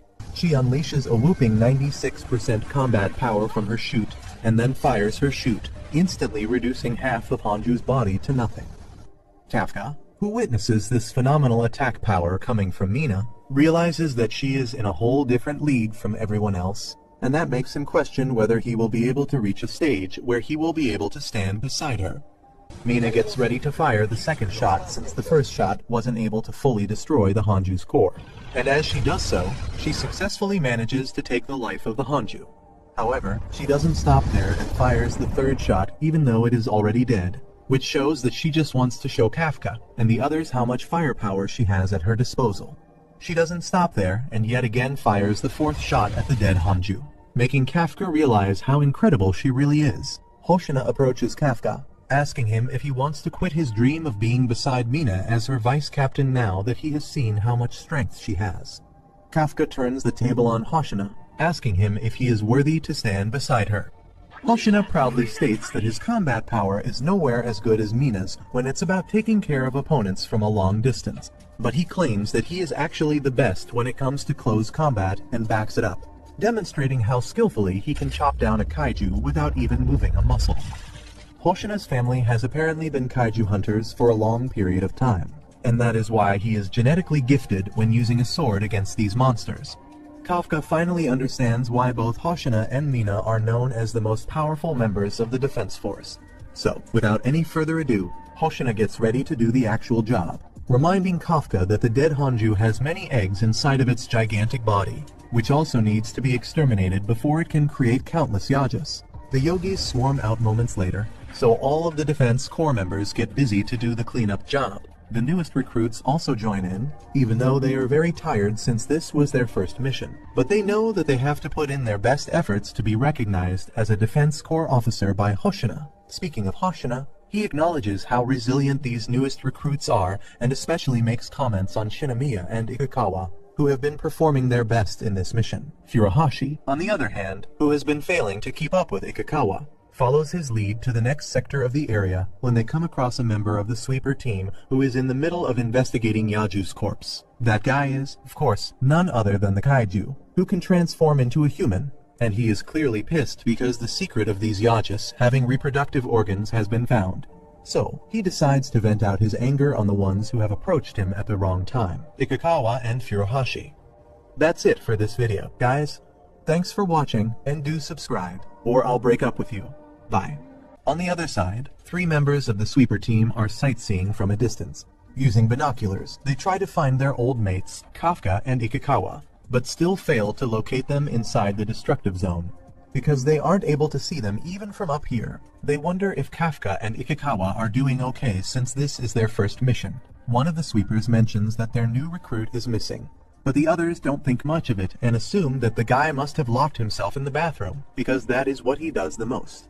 But what they don't know is that the rookie they are looking down on is the biggest kaiju villain, and perhaps the mastermind behind the creation of kaijus. Who knows? No spoilers in chat. Speaking of the villain, he is still looking at the corpse like a creep, so Furuhashi steps up, not knowing he too is a kaiju, and tells him to run away since this place is very dangerous at the moment. However, instead of saying anything to Furuhashi, the guy points his finger at him, which mutates in the blink of an eye, making Ikikawa instantly realize that the guy is serious trouble. So, he instinctively tells Furuhashi to duck. But before Furuhashi can even react to the guy's attack, he gets shot by him. Fortunately, he doesn't get hit on his heart. So he lives for now, but starts bleeding heavily due to the kaiju man's attack. The kaiju man blames his new form for not being able to shoot properly, indicating that he hasn't adapted to his human body yet. Furuhashi begins to scream in pain, realizing that the bleeding isn't stopping, even though it should be neutralized because of the power of the Defense Corps suit. Ikikawa tries to calm him down, telling him to utilize the suit's power to stop the bleeding. While Furuhashi is busy regaining his composure, Ikikawa moves his focus towards this kaiju man, whom he realizes must be similar to what Kafka is. However, once the kaiju man returns to his true form, Ikikawa realizes that this humanoid isn't a human taking the form of a kaiju, but a kaiju taking the form of a human. Ikikawa relays the news to Furuhashi, informing him how dangerous their current opponent is, as he is the one who was responsible for taking down the best of the newest recruits, Shinomiya. The kaiju man, who explains that he was just about to return home, changes his mind and decides to take one of Ikikawa or Furuhashi as a specimen to conduct experiments on them, since they are valuable Defense Force officers. Ikikawa realizes that he is as good as dead in this situation, so he immediately contacts his platoon leader, Ikuruga, informing him that he has encountered a mysterious humanoid kaiju. But unfortunately, his message doesn't reach Ikuruga because the kaiju man has messed with his communicator. The kaiju man proudly reveals that he has not only messed with Ikikawa's communicator, but has made it so that the entire surrounding area becomes completely undetectable from the outside world, meaning that no one will be able to interfere with his business. Apparently, it is a trick of his to stay hidden among humans, and according to him, it works well for hunting humans as well. In any case, the kaiju man points his finger towards Ikikawa again with the intent to knock him down. But Ikikawa skillfully dodges his attacks, well, until he fails to dodge anymore and is forced to fall down on his knees, struggling to even move. When Shinomiya told him about this kaiju man, she said that the kaiju man is able to use some kind of magic, which allows him to shoot from his fingers. So, that is why he is able to dodge the kaiju man's attack by anticipating his hand movements. This makes him confident enough to fight back and shoot at him with his ice bullets. While continuing to shoot at the kaiju man, Ikikawa tells Furuhashi to run away and inform the others about this humanoid. Although Furuhashi doesn't want to be protected by his comrade, when he realizes that he is just being a hindrance to Ikikawa, he runs away, leaving Ikikawa to die alone. Ikikawa knows that he stands no chance against this kaiju since Shinomiya, the best one out of them all, wasn't even able to graze him. Still, as a Defense Corps fighter, he puts his life on the line and continues to fight just so he can buy Furuhashi enough time to get out of this area. Furuhashi, in the meantime, wonders why Ikikawa would save him, and what even makes him think that he can fight against this unbeatable, overpowered kaiju lord. He starts to hate the fact that he is not able to do anything, even though he was originally supposed to be one of the top dogs of the newest recruits. After joining the Defense Corps, he has done nothing except train to become stronger in order to be able to be beside Captain Mina Ashiro. But still, he hasn't managed to improve as much as Ikikawa has, the guy who wasn't supposed to surpass him or any of the potential top officers. Speaking of Ikikawa, he continues to shoot at the kaiju man, who realizes that Ikikawa must know something about him since he doesn't look that shook to his core upon seeing this new species of humanoid kaiju. So, the kaiju man tries out new things and attacks Ikikawa using his 4 arms at once. This time, Ikikawa realizes that he won't be able to dodge anymore. But thankfully for him, the knucklehead, whom he told earlier to run away, has come back and saved him from being destroyed by taking the shot himself. Furuhashi realizes that he has always been a weakling who has needed to be saved by someone. For example, today by Ikikawa and in the past by Mina Ashiro. Being a Sigma male, he doesn't want to be saved by anyone else anymore, and he makes it clear to Ikikawa as well that only he gets to be the main character of this story. The Kaiju Man, in the meantime, continues to watch the drama of the two side characters, who both think that they are the main characters, and gets free entertainment from them. Ikikawa continues to tell Furuhashi to run away, but the Kaiju Man doesn't think that will work, as he claims that he has made it so that no one in his confined space or domain can leave without his permission. So, with no option left, the two determined Defense Corps fighters get up to fight for their lives and attack the Kaiju Man together. As Furuhashi first lands a shot on him using his lightning bullets, the Kaiju Man realizes how bothersome he can be, so he decides to get rid of him first. However, he fails to land a hit, as Furuhashi has also figured out how to dodge his attacks. Ikikawa, in the meantime, manifests the power of anime and friendship inside of him, and with sheer willpower, he releases maximum power from his weapon, utilizing all of the powers from the suit, and attacks the Kaiju Man. However, the Kaiju Man summons a wall of corpses in the blink of an eye, and saves himself from being shot at. So, Ikikawa takes the L, and is rendered unconscious by the Kaiju Man. On the other side, Vice Captain Hoshino learns from Ikikawa's platoon leader, Ikuruga, that both Ikikawa and Furuhashi have gone missing. Kafka and Shinomiya also learn of this news, which makes both of them realize that something has gone terribly wrong, and assuming the worst-case scenario, they predict that the Kaiju Man has made his appearance. Ikikawa begins to bleed everywhere because of the damage he took, but he doesn't give up on his life and again gets up. So, the Kaiju Man decides to wrap things up, neutralizes Furuhashi before he can interrupt him again, and starts to shoot Ikikawa from every single angle.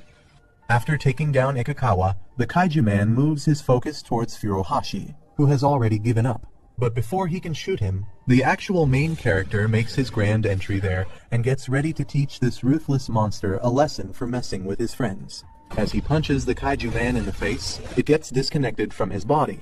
But the Kaiju Man doesn't die yet and is only sent flying away in the distance. Kafka, in the meantime, carries Ikikawa on his shoulders to bring him back to safety, that is, right in front of Furuhashi, who cannot believe that there is another humanoid kaiju. The Kaiju Man makes his return, having recognized Kafka as the Kaiju number 8.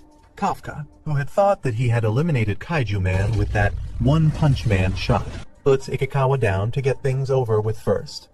He tells Ikikawa to hang on to his life a little longer, promising him that he will save him. He then comes towards the Kaiju Man, who doesn't understand why another kaiju humanoid like him is getting in his way when they are both of the same kind. The Kaiju Man realizes that Kafka is incredibly strong, so he decides to use his corpse for his experiments and lands an attack on him just by staring at him. Then he mutates his entire body to take the shape of a giant mushroom tree, revealing that when he fought Furuhashi and Ikikawa earlier, he wasn't taking them seriously at all and was just playing with them for fun's sake. Kafka becomes completely enraged and turns into pure Godzilla mode as he channels his inner destructive powers. His body starts to glow, which allows him to move at super speed and have incredible strength. With this status boost, he closes his distance with the Kaiju Man before he can even know it and lands a punch on him, before the Kaiju Man can create another shield, just like when he did when Ikikawa attacked him. Kafka breaks it and continues to fire rapid punches at him, forcing him to get pushed back. As the Kaiju Man realizes that he cannot survive against the Kaiju number 8, he decides to retreat. However, Kafka doesn't let him go that easily and continues to punch right into his core. He channels all of his strengths inside of his fists and finally unleashes the finishing blow, sending him miles away into the distance.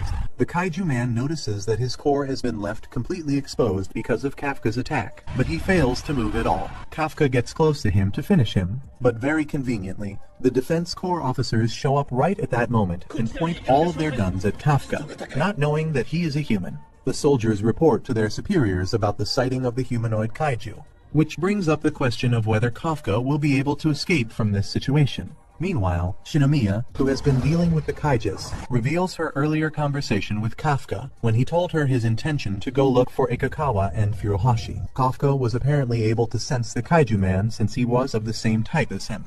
and that is why he immediately took off without taking any precautions about the fact that he could be spotted by the Defense Corps officers. Back to the present, Shinomiya learns that a humanoid kaiju has been spotted, which makes her realize that it must be Kafka.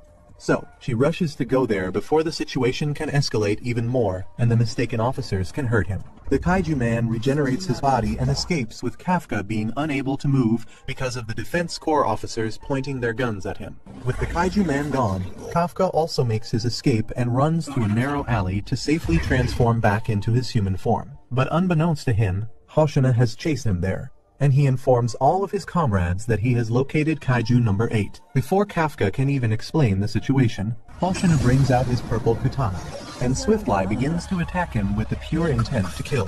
Thanks for watching. Guys, make sure to give us a like and subscribe to our channel. And as always, stay safe and take care. Bye.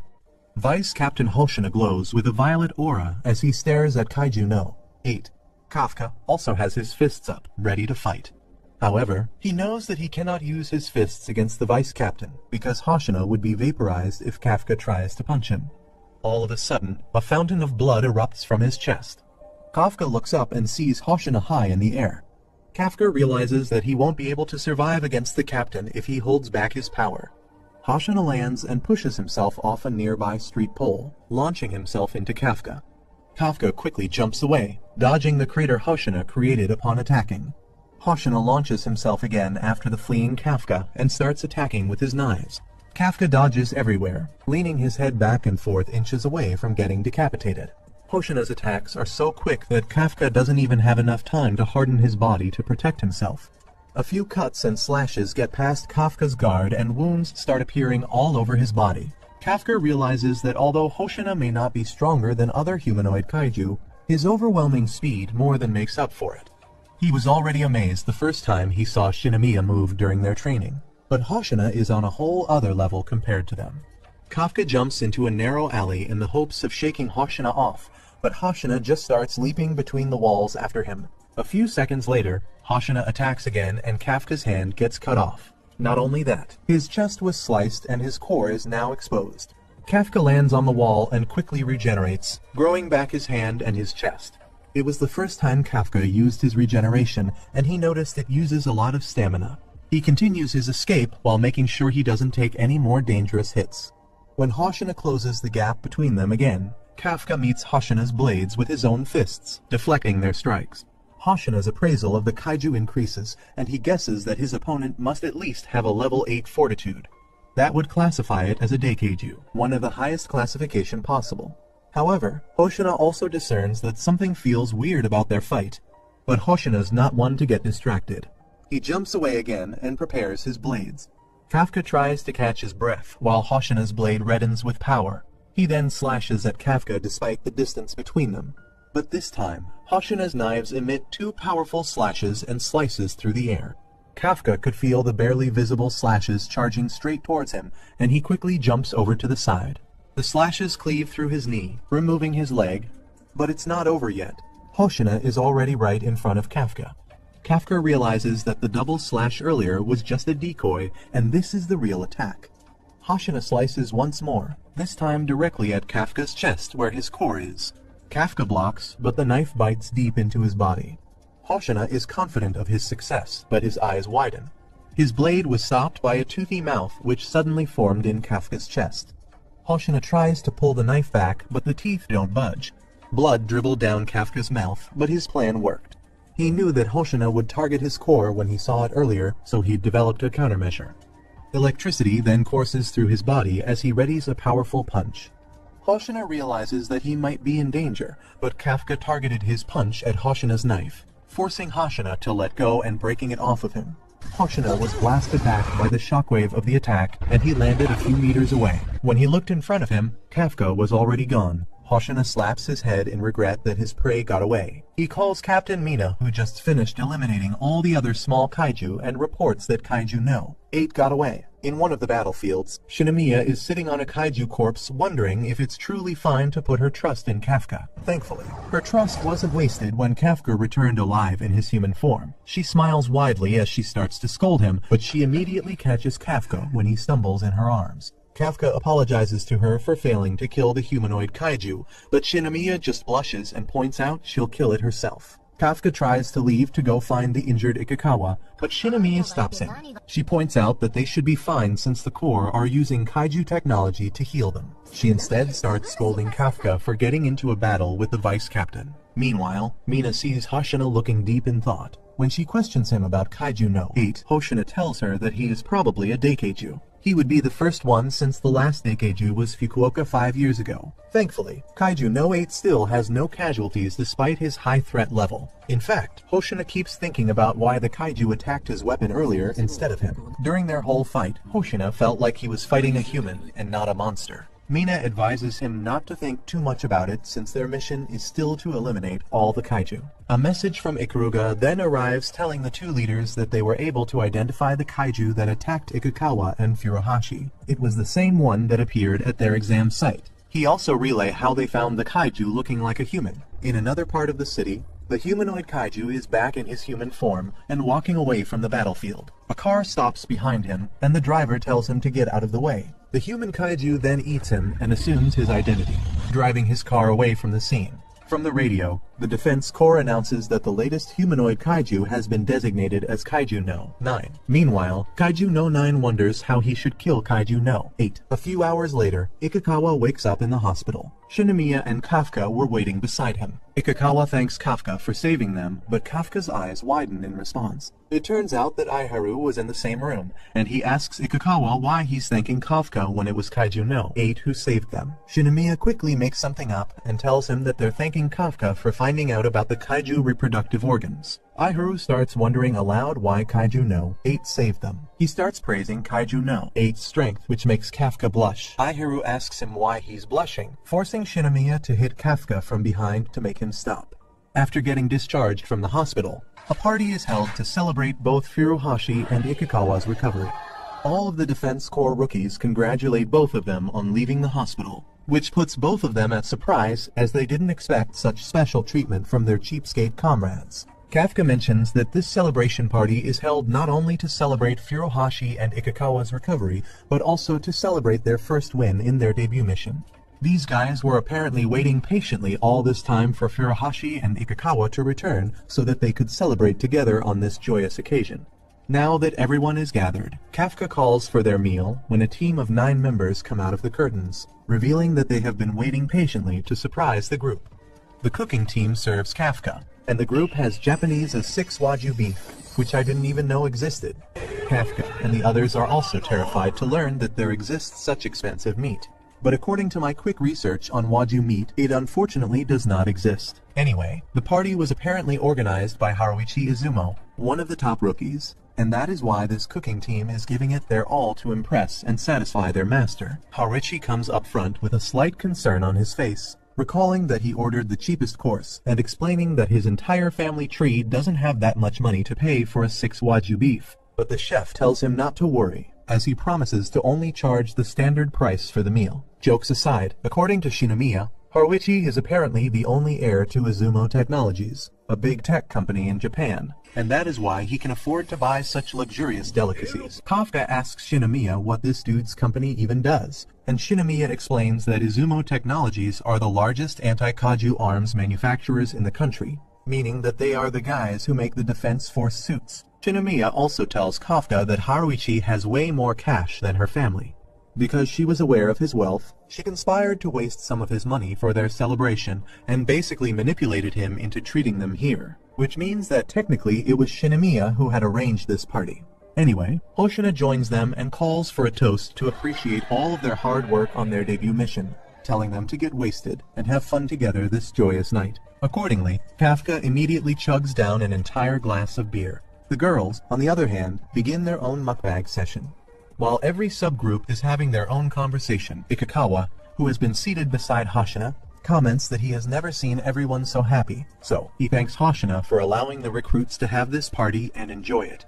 However, Hoshina, for some reason, gives off an evil smirk and warns Ikikawa beforehand, telling him that the real show is soon about to start. Ikikawa asks Hoshina what he is trying to say all of a sudden, but before he can get a reply, Shinomiya interrupts them, getting into a fight with Furuhashi.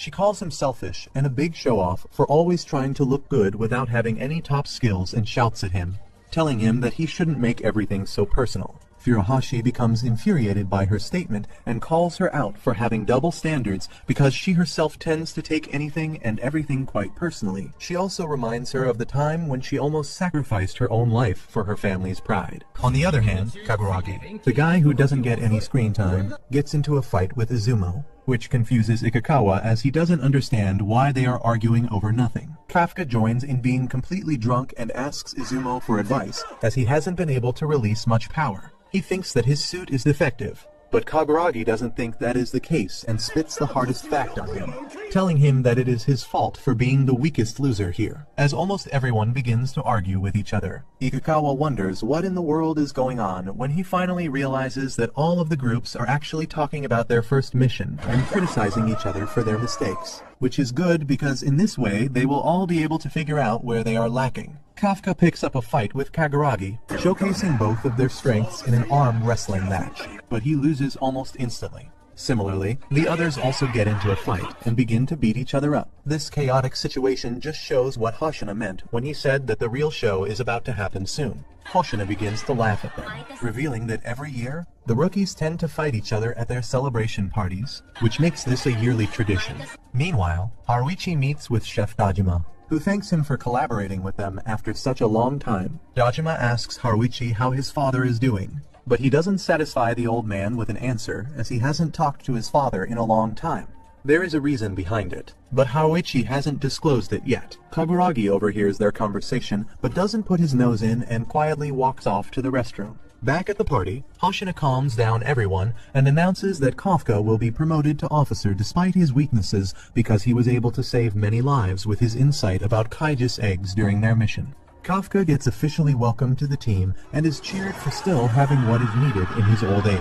The next day after the party, Kafka gets his official officer suit from Captain Mina Ashiro, who doesn't wait a moment to discourage him, telling him that with his talentless body, he won't be able to fight by her side, even if he tried for a lifetime. But Kafka doesn't take her words negatively and is glad that she at least remembers that he wants to fight beside her. So, he casually tells Mina to wait for him, which gets him punished by her for not addressing her with proper respect. Before taking off, Mina tells Kafka to not disappoint Hoshina, revealing that it was Hoshina who saw potential in him and was the only person who recommended him to be a full officer in the Defense Corps. So, Kafka begins to study hard and stays late at night in his studies when he notices that someone is in the training room. As his curious mind tells him to head inside, he finds Hoshina sparring alone, mimicking his earlier fight with Kaiju number 8.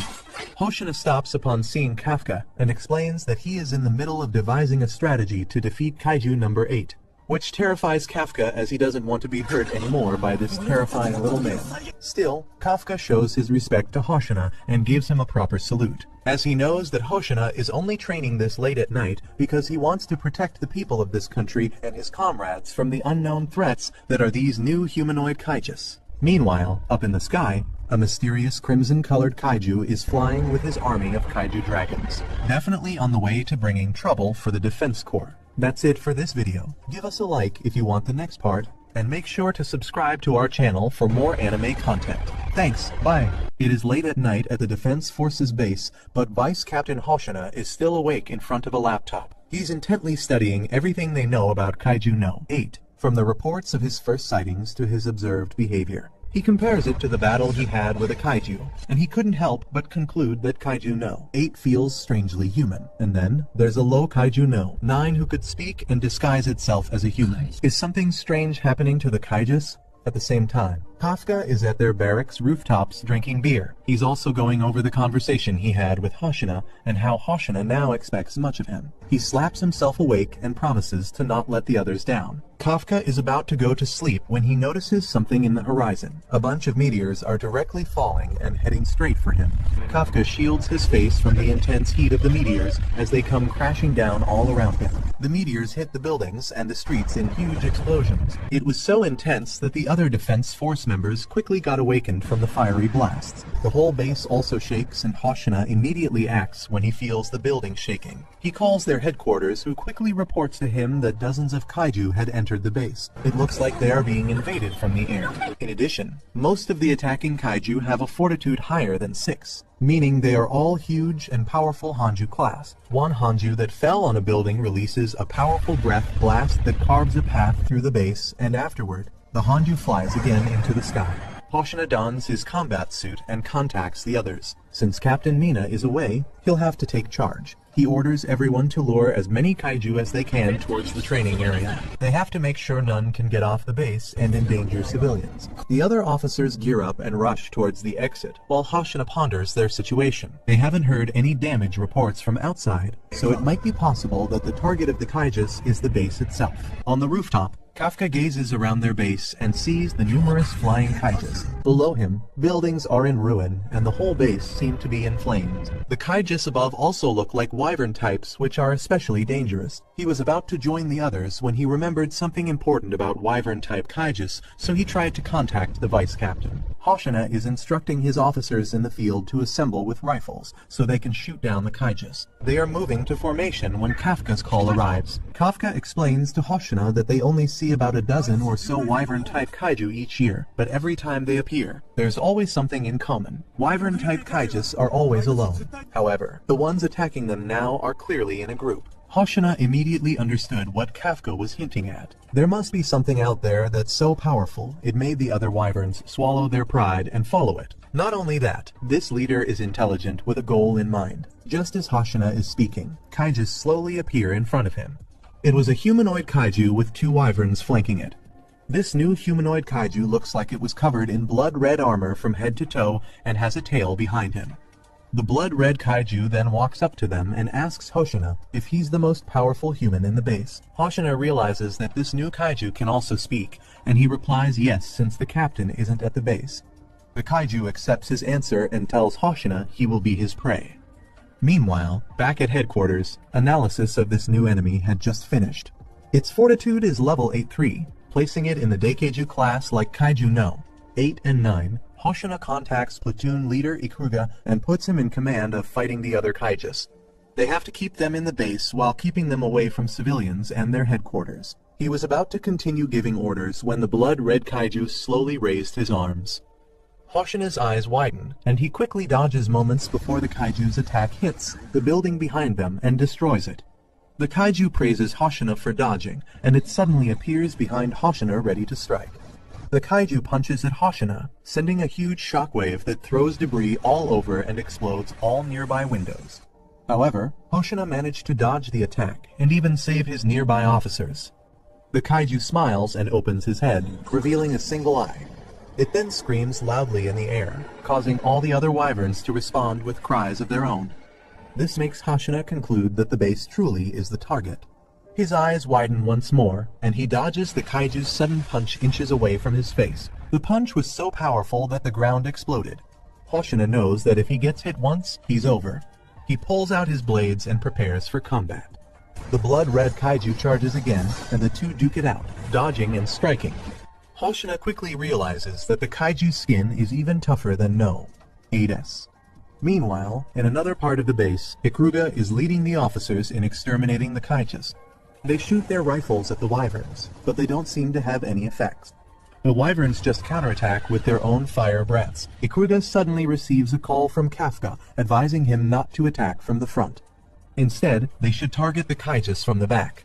Ikikawa and the other officers are relieved to hear from Kafka, so Kafka explains that he was late because he was talking to the vice captain. Kafka runs toward the fight while trying to give the others info about the kaijus. Wyvern types have thick skin on the front, and their core is near the back. Their backside also has thin armor because they need to be as light as possible to fly. Ikuga thanks Kafka for the info and runs to the side of the kaiju. He instructs the others to split up, with some running in front as decoy while others hit the back. Haruichi and Kaguragi run toward one, with Kaguragi acting as decoy and Haruichi jumping from a pile of debris to get a clearer shot of its back. Haruichi was about to fire when another kaiju appeared and breathed fire on him. He dodges, but he also reports to the others that the kaijus seem to be working together. Everyone is thinking what they should do next when Shinomiya tells them that there might be another way. Shinomiya is running fast through the battlefield while the kaijus continue wreaking havoc in the area. The kaiju turns toward Shinomiya, but Shinomiya is already leaping into the kaiju. She swings her new weapon and breaks through the kaiju's armor, killing it in one hit. She lifts her new axe and tells the others that she just uses her unstoppable power to smash right through the front armor. A flashback shows how Shinomiya became so overpowered out of nowhere. Earlier at the underground weapons storage room, she was handed a custom-grade weapon made especially on the orders of Captain Mina Ashiro and Vice Captain Hoshina. Although traditionally only a captain of the Defense Corps crew gets to have such privileges, because of how talented Shinomiya is, she is being given this special treatment. But it's not only because of her potential. Mina explains, telling Shinomiya that because the numbers of kaijus appearing this year are at an abnormally large rate than before, this is the way of making sure that the Defense Corps officers are properly armed to deal with any surprise attacks. Since Shinomiya is statistically the third most powerful officer at their base, Captain Mina Ashiro has personally chosen her to be a part of their main offense team. Now that everything has been explained to Shinomiya, Mina opens up the special mechanism that has stored her custom-made weapon and reveals it to her. As she wields the weapon for the very first time, Mina tells her to go and annihilate the kaijus using this destructive battle axe. So, basically, that is how Mina now has such cool-looking custom-made gear that complements her spiky twin ponytails as well. Although the weapon is just a prototype, it still lives up to Shinomiya's expectations, as it is already overpowered as ever thanks to the power boost given by Shinomiya's suit. She mentions one thing that she doesn't like about her new weapon, and that is that it's such a manly and ugly weapon. She thinks that only Vikings are suitable to use such an ugly weapon, not a princess like her. But I don't think this tomboy princess is any less than a reckless Viking. Anyway, Shinomiya focuses again on the Hanjus and leaps towards one to take it down. As she is in midair, she releases all of her suit power inside the battle axe and generates a powerful shock wave that allows her to pierce through Hanju's indestructible front armor. After taking down one of the wyverns with a single blow, she focuses on the next one to her right and slashes right through its thick scales like a piece of cake. Another wyvern targets her from above, but before it can reach her, Ikikawa comes in to her support and uses his signature ice bullets to freeze the wyvern midair. It doesn't stay down though, so Ikikawa attacks it once again and begins immobilizing it slowly, which impresses Shinomiya as she didn't think loser Kafka's loser buddy would be this strong. With Ikikawa's support, Shinomiya slays the third wyvern by decapitating it, and she thanks Ikikawa for helping her. Kaguragi and Haruichi, on the other side, learn the news that a one-woman army was able to take down 3 wyverns on her own, which makes them instantly realize that the person is none other than Shinomiya. This makes them envious of her, as they are failing to keep up with her strength. So, Haruichi and Kaguragi team up, wanting to get some kills for themselves to raise their reputation, and decide to hit the enemies from behind whenever Shinomiya isn't paying attention. Meanwhile, Hoshina is still battling against the Crimson Daikeiju leader, who keeps pushing him behind, beaten by speed. Hoshina is forced to fall back and dodge, and isn't able to counter once at all. Hoshina is able to sense and see the glaring laugh of the Daikeiju, which makes him realize that the Daikeiju is actually enjoying their fight. As he continues to fall back, he asks Okunogi to open their base's Gate 3, wanting to exit from there. He wonders why this kaiju is laughing since traditionally kaijus aren't supposed to have any sort of emotion in them. The Daikeiju takes a moment to speak with his first formidable opponent, commending him for being such a strong human, as there aren't many kaijus who are as strong as him. The Daikaiju also states that he is not only excited because he is enjoying their fight, but also because he wants to eat Hoshina, revealing that consuming a strong human will make him even stronger. In any case, the Daikeiju continues to play with his prey and dashes right in front of Hoshina, landing a straight punch at him. Hoshina doesn't dodge the attack like other times and uses this opportunity to cut the right arm of the Daikaiju. Having taken the hit head-on, Hoshina realizes that he cannot allow this fight to continue any longer. So, he decides to go all out, emanating a purple aura around his body, and attacks the Daikaiju after releasing 92% of the suit's power. Meanwhile, Kafka transforms a part of his legs to speed up his momentum and saves a fellow officer from being attacked by a wyvern. Seeing him unleash such a tremendous speed, Officer Minace assumes that Kafka has learned to utilize the power of his suit, but that is not the case. So, he tries to make an excuse for her and doesn't realize that the wyvern is still behind them and ready to launch a second attack. Fortunately for them, Shinomiya comes to their rescue and slays the wyvern with one slash with her battle axe. Ikikawa also comes there to assist Shinomiya and assigns Kafka and Minace the task of rescuing the other injured officers. Ikikawa also subtly tells Kafka to be careful and reminds him that he has strong fellow officers, so he doesn't need to use his secret powers. Kafka sees the entire team working together against the wyvern, and that amazes him. The veteran officers who were off duty also joined in to defend their base and began to push back the kaijus without needing to have their Captain Mina's support. This makes Kafka proud of all of his comrades, and he starts feeling grateful to have been chosen as a member of the 3rd Division of the Defense Corps. Hoshina declares bluntly that the humans will be winning this fight against the wyverns, and, right after, starts attacking the Daikeiju. As he begins to slice him through everywhere and basically turns him into a cripple, the Daikeiju is forced to reveal his hidden abilities. He regenerates his entire body in a matter of seconds, which makes Hoshina realize that all of his efforts were in vain. Still, Hoshina doesn't give up and continues to turn the Daikaiju's limbs into sushi until he gets a glimpse of the Daikaiju's core. With the core exposed, Hoshina delivers his final move on the Daikeiju, targeting his core. But the Daikaiju doesn't die. Instead, it mutates into a titan-sized kaiju, revealing its true terrifying monstrous form. That's it for this video, guys. Make sure to give us a like if you want the next part, and smash that subscribe button for more anime content. Thanks for watching, stay safe, and take care. Bye-bye. The newly evolved Bloodred Kaiju stands imposingly at the training grounds. Even the officers in the headquarters are shocked at the sight of the massive kaiju. They know that their vice captain, who specializes in fighting humanoid-sized kaiju, would not be able to handle the enemy's new form. Back in the field, Hoshina worriedly looks up at the kaiju towering over him. Meanwhile, Kafka clutches his head in pain since he can sense with his kaiju powers that Hoshina might be in trouble with this new enemy. The other officers look worriedly at him, but Kafka just starts running straight towards their vice captain's location.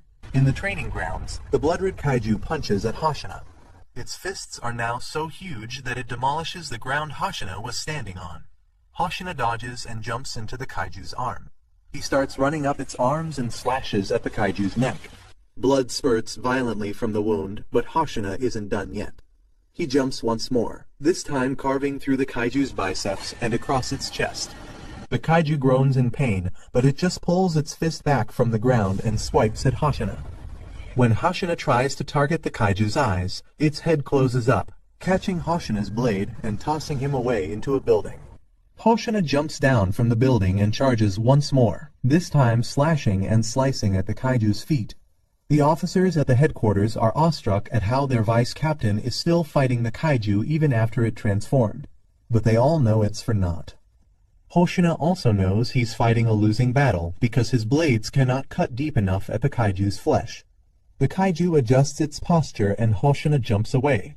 He knows that his only way of winning is to use his speed to get to the core at the kaiju's back. Unfortunately, Hoshina stumbles and blood drips from his mouth. His suit warns him that he's exceeding his operational limits, and he's starting to overheat. Headquarters informed Hoshina that it's already been 10 minutes since Hoshina started his suit's maximum release, and he has to lower it now. Hoshina dodges the kaiju's attack while he tries to think of a new plan. Winged kaiju also starts diving into his location and self-destructing the moment they hit the ground. Hoshina used this opportunity to run away from the massive kaiju. He was able to use the explosions as a smokescreen. He then rapidly climbs the stairwell of a nearby building behind the blood-red kaiju.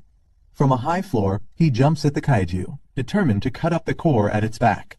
However, eyes suddenly appear on the kaiju's back, and the kaiju swats Hoshina into multiple buildings. The others are horrified at Hoshina's plight, while his suit shuts off its maximum release automatically to try and save his life. Hoshina's mind flashes back to a distant memory from his childhood. It was a conversation with his father, where his father tells him that if Hoshina lived 200 years ago, he would have been considered a genius. However, the era of blades has passed, so Hoshina is just now a normal boy. His father then advises him to give up on joining the defense force. Back in the present, Hoshina wakes up and assures their headquarters that he's still alive. Thankfully, he managed to set his shields up to max before the kaiju hit him, but it still felt like being struck by a truck. Hoshina pushes himself up into his feet and ponders what to do next. He had already lost his suit's maximum release. Headquarters informs him that the civilians are almost fully evacuated, and they are turning the tide against the other kaijus. Hoshina was glad to hear this, so all he has to do is to keep fighting till the end too. He disregards the others' warnings and faces off with the giant blood-red kaiju once more. He manages to slice the kaiju's face, but the wounds just sizzle and heal just as quick as he made them. Hoshina tries to run away and avoid the kaiju's attack. Unfortunately, one winged kaiju manages to get close to Hoshina and explode in a violent fashion, flinging Hoshina into the air. Hoshina's mind once again remembers how his father urges him to give up on the defense force. His unleashed combat power with guns is low, so even when he managed to get into the defense force, his commander urged him to give up. This had been what he's heard his whole life. But everything changed when she became his commanding officer. Hoshina was prepared to be dismissed when Captain Mina learned of his specialization with blades. But Mina instead asked for his help in fighting the kaiju. She admitted that she can't use blades herself, so she asks him to clear a path for her while she shoots down their foes. Mina had left him in charge of their base. That is why Hoshina will protect everyone even if it kills him. He charges up the kaiju's arm again and cuts its chest. He jumps and slits its neck. Over and over, he cuts up the kaiju, but in one of his jumps, the kaiju's hand catches him and starts to squeeze. In the distance, Kafka sees his vice captain's situation and makes up his mind. He has no choice but to transform. Ikakawa hears Kafka's decision over the radio, but he knows that if Kafka transforms, there will be no escape for him. He tries to stop Kafka, but for Kafka, his comrades' lives are more important. Kafka starts transforming, but all of a sudden, Mina's voice rings in their ears, thanking them for surviving till then. Hoshina smiles since he knows their captain is finally there. Out of nowhere, the blood-red kaiju explodes, and its arm flies off somewhere. The kaiju roars in pain and drops Hoshina. He nimbly lands and warns the kaiju that he's only the vice captain. His job is to pass the baton to her. Mina stands on top of a building with her tiger, and holding the smoking gun she just fired on the kaiju. She lifts the gun and prepares to shoot it again. It was time to blow the enemies up. The Hanju turns around to see who interrupted its battle with Hoshina, and it violently roars towards the direction of Captain Mina Ashiro, making it clear that she shouldn't disrespect them like that. But Mina doesn't care, and she launches her hand cannon again at the Hanju, ripping off its right arm completely. The Hanju regenerates in a matter of seconds, though, and decides to pursue Mina instead, as it has now been concluded that she is the biggest threat here. Meanwhile, the analysis team led by Okanogi figures out that the core of the Hanju is at the top of his back, and so she gives the report to Captain Mina, who starts targeting the Hanju's back from now on.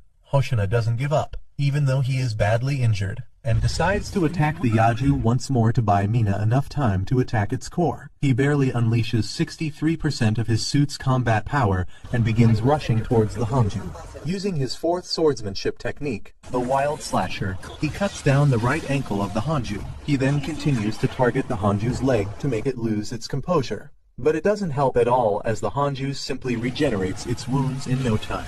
Hoshina wonders what he should do, as he cannot move any longer, and his suit has crossed its limit as well. At that moment, Shinomiya jumps into the scene out of nowhere with her battle axe and attacks Hanju with all of her strength. However, even with her full strength, she barely scratches the Hanju, which shows the strength difference between her and Hoshina. She herself realizes that she is not strong enough to be standing here, but she keeps going on the command of Hoshina, and as he breaks the outer shell of the Hanju for her, she then lands a hit and makes it fall on its knees.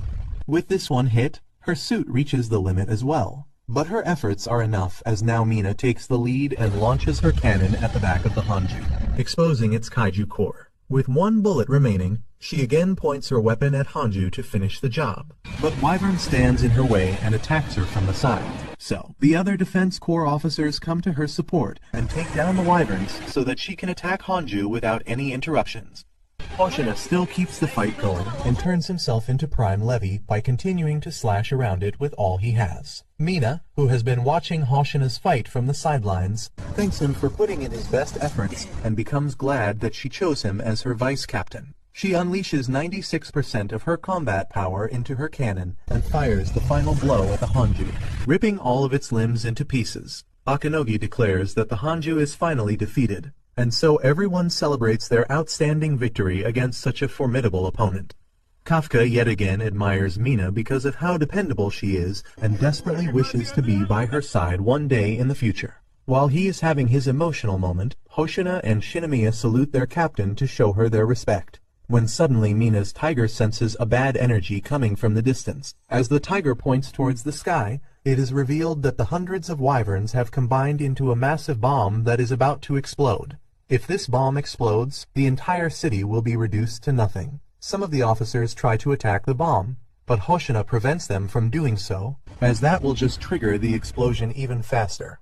Hoshina fails to come up with a solution and wonders what he will do now to save the city. At that moment, the Hanju, who is barely holding onto its life, calls out to Hoshina and tells him that their battle ended in a draw because they will now lose their lives. Kafka steps in at this crucial moment, knowing that if he doesn't do anything, everyone he cares for will be wiped out. Hoshina doesn't understand why this loser is trying to take the spotlight and begins pursuing him to stop him from doing anything reckless.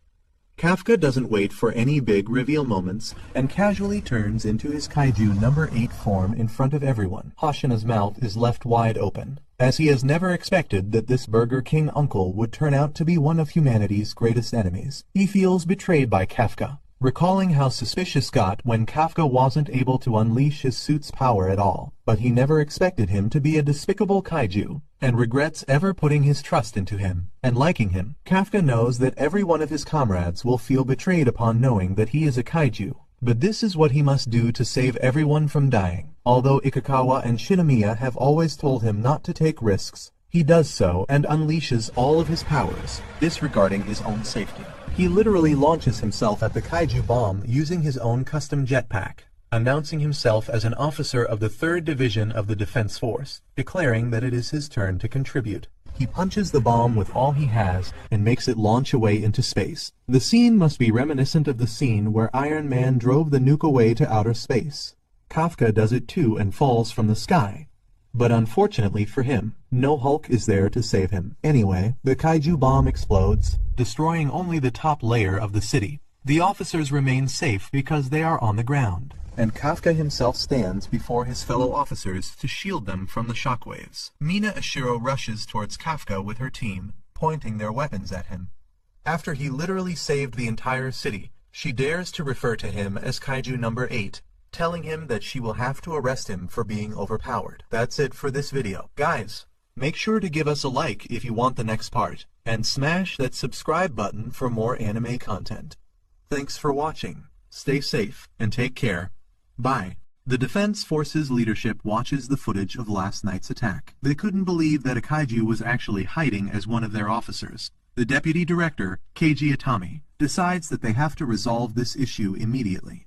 The chief of staff, Juzo Najizaka, suggests that they keep the whole debacle under wraps. Another officer suggests that they should just kill Kafka and extract his weapons. However, the director general and Shinomiya's father, Isao, decide that they should first have the 3rd Division hand over Kafka. Currently, Kafka is restrained in a specialized prison, with his feet and body manacled into a chair. Officers and scientists are monitoring him 24/7, ready in case he shows signs of transforming. It has been 24 hours since Kafka's kaiju form was shown, and Kafka wonders what the future holds for him now. He recalls Shinomiya's words that kaiju body parts are used in special weapons and blanches. He laments that this is happening right when he's finally fighting with Mina. At that moment, Mina enters surrounded by Hoshina and other officers. She announces that Kafka will now be transported into the Defense Forces main HQ. Kafka tries to apologize to Hoshina for lying to him, but Hoshina turns his back on him and warns him not to say a word. The clams holding Kafka releases, and he is led through the corridors with the officers' guns trained on him at all times. Kafka acknowledges that he probably deserved this since he was keeping a pretty large secret from them all. When they reach the outside, more officers flank their path. These officers include Kafka's former comrades and friends like Ikikawa and Shinomiya. They all look downcast as Kafka passes by them. Kafka couldn't even look Ikikawa in the eye since he knows how much Ikikawa looked out for him and helped him hide his secret. He quietly enters the waiting truck, but Ikikawa abruptly breaks formation and calls out after him. Ikikawa then tells him that he's faithful that Kafka will return, surprising Kafka. When the truck doors closed, Mina tells Kafka that Ikikawa would have to do push-ups for speaking out of turn. She then informs Kafka that there's no cameras on the truck, so they can speak freely. She admits how shocked she was when she saw Kafka charge in as a kaiju. But she also admits that it's just like Kafka to sacrifice himself and save them. She is already putting together a testimony and footage to help Kafka's case, since if they can prove his humanity, then he might be saved. She then tells Kafka that no one in their third division thinks of him as an enemy. After their short talk, Kafka sits back on the chair with his restraints and Mina recites his orders. However, Kafka interrupts her and asks if he can still stand by her side. Mina sits down, smiles at Kafka, and replies that she will always be waiting for him. Kafka's tears fell as the truck started heading out of their base. Outside, Hoshina stands in attention, and everyone salutes the truck Kafka is leaving in. Deputy Director Itami asks them what they're doing, but Hoshina replies that they're just saluting their captain. Itami lets this go, but warns them that they can never salute a kaiju. At the Defense Force Ariake Maritime Base, Kafka was held behind multiple levels and heavily locked gates. A few days later, reconstruction is ongoing on the 3rd Division's base to fix the devastation they suffered during the attack. Meanwhile, the other officers are quietly sitting in the shade of their trucks thinking about their situation. Furuhashi glances at Ikikawa and comments how he still cannot believe that Old Man Kafka was Kaiju no 8. He tries to lighten up the heavy atmosphere, but Ikikawa stays quiet and morose. Another officer shares how Kafka saved her from the kaiju, and how Kafka is always so much fun to be around during training. Kaguragi points out that they cannot really decide on anything. It's the Neutralization Bureau that will decide Kafka's fate. Izumo remarks how stoic Kaguragi seems to be, but agrees with his prediction. After all, it's a very big deal that a human turned into a kaiju, and if this news gets out, it might cause a worldwide panic. Everyone would have to start living in fear every day that the person they might be standing next to is actually a kaiju. This kind of decision is not up to the lower officers like them. In her office, Mina compiles a report on everything she knows about Kafka and passes it on to her subordinate. Back in the rubble of their base, Hoshina is looking up to the sky pondering their situation. A subordinate reports that they have cleared out the destroyed vehicles and asks what might happen to Kafka. Hoshina starts walking and tells him that he is going to need Kafka back in the 3rd Division. He knows that Kafka wasn't using his full strength when they fought each other in the past. Who is he to not take him seriously? That's why next time, he wants them to fight for real. Meanwhile, Shinomiya is outside the Director General's office, summoning the courage to talk to her father. After entering, she salutes her father and asks for Kafka not to be eliminated. She explains how Kafka had saved her life, so they should give him a light punishment. Her father interrupts her and calls her a fool. He then pushes an envelope to Shinomiya and orders her to look at it. Inside were X-rays taken of Kafka's body. Shinomiya's father explains that on his chest X-rays, Kafka had made it look like he had a heart, but it was actually a kaiju core. Shinomiya's eyes widen in surprise and denial, but the Director General insists that Kafka is in reality a kaiju and not a human.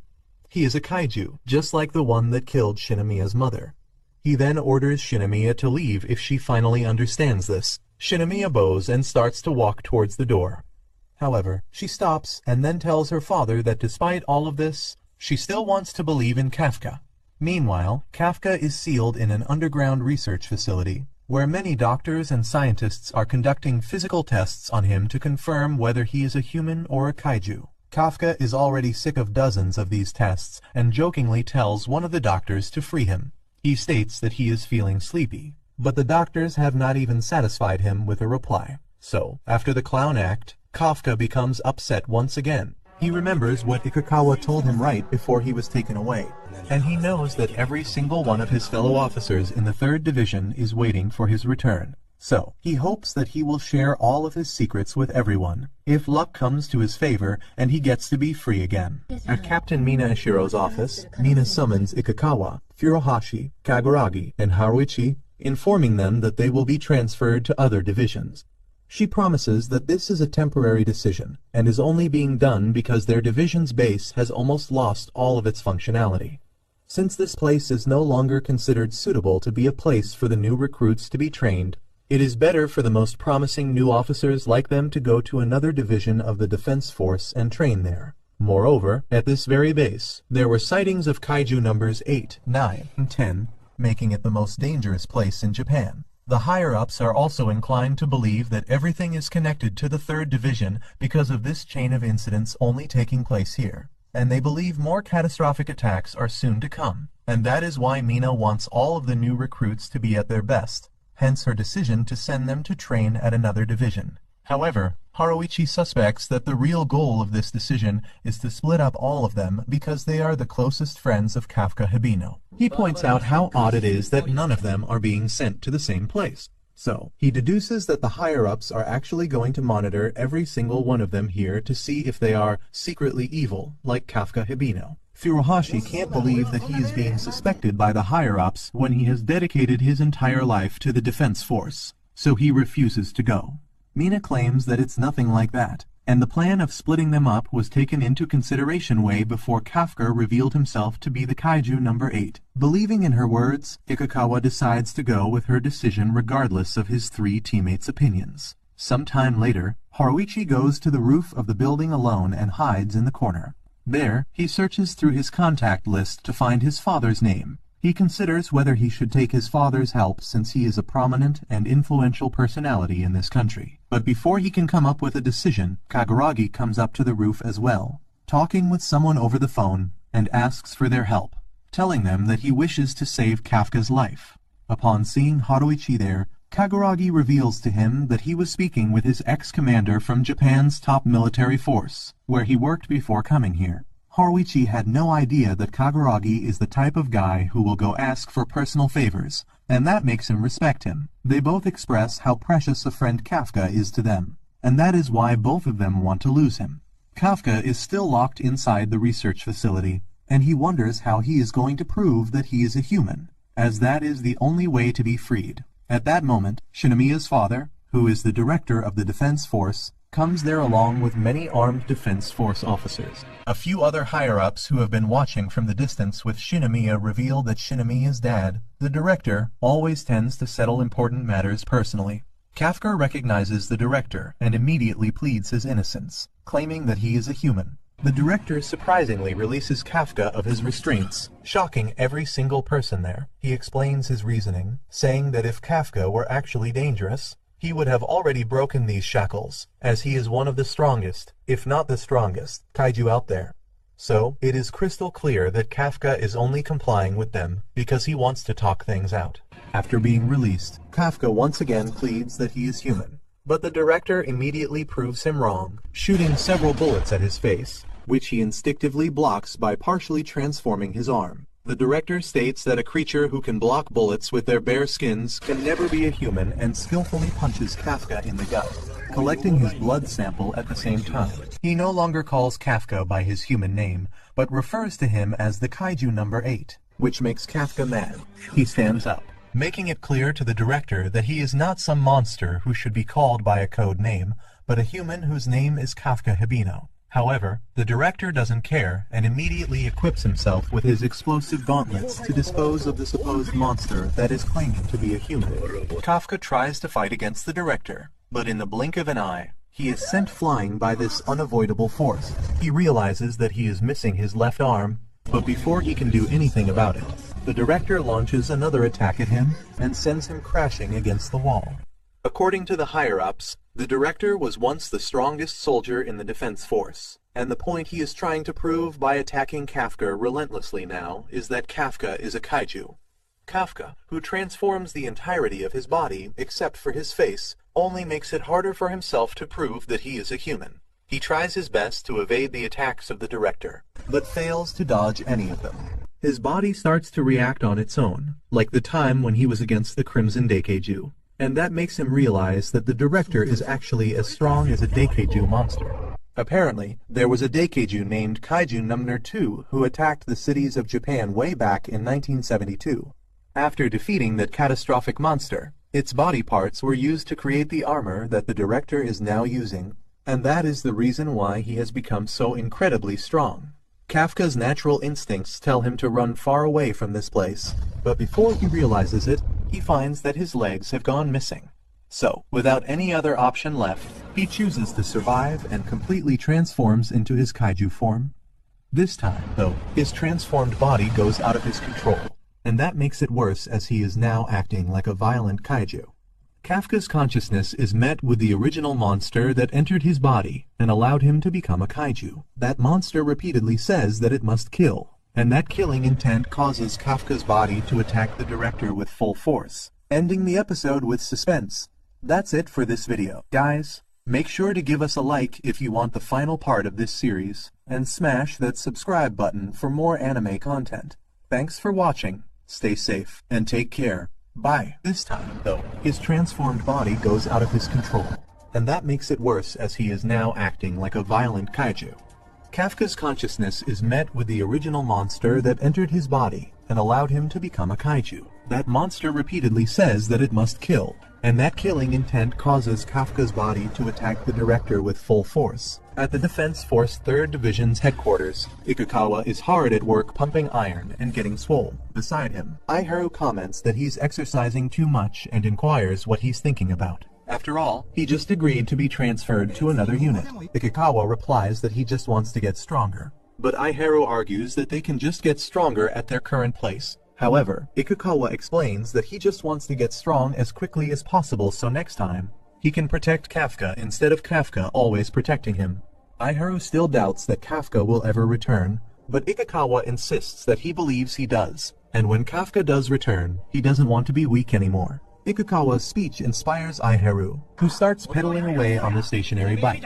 Their platoon leaders then arrive at the gym and inform them that it's actually the day that the brass will decide on what to do with Kafka. They all wrote the letter asking the brass for mercy on Kafka, so they are sure that it will be fine. Moreover, Mina was also summoned to HQ.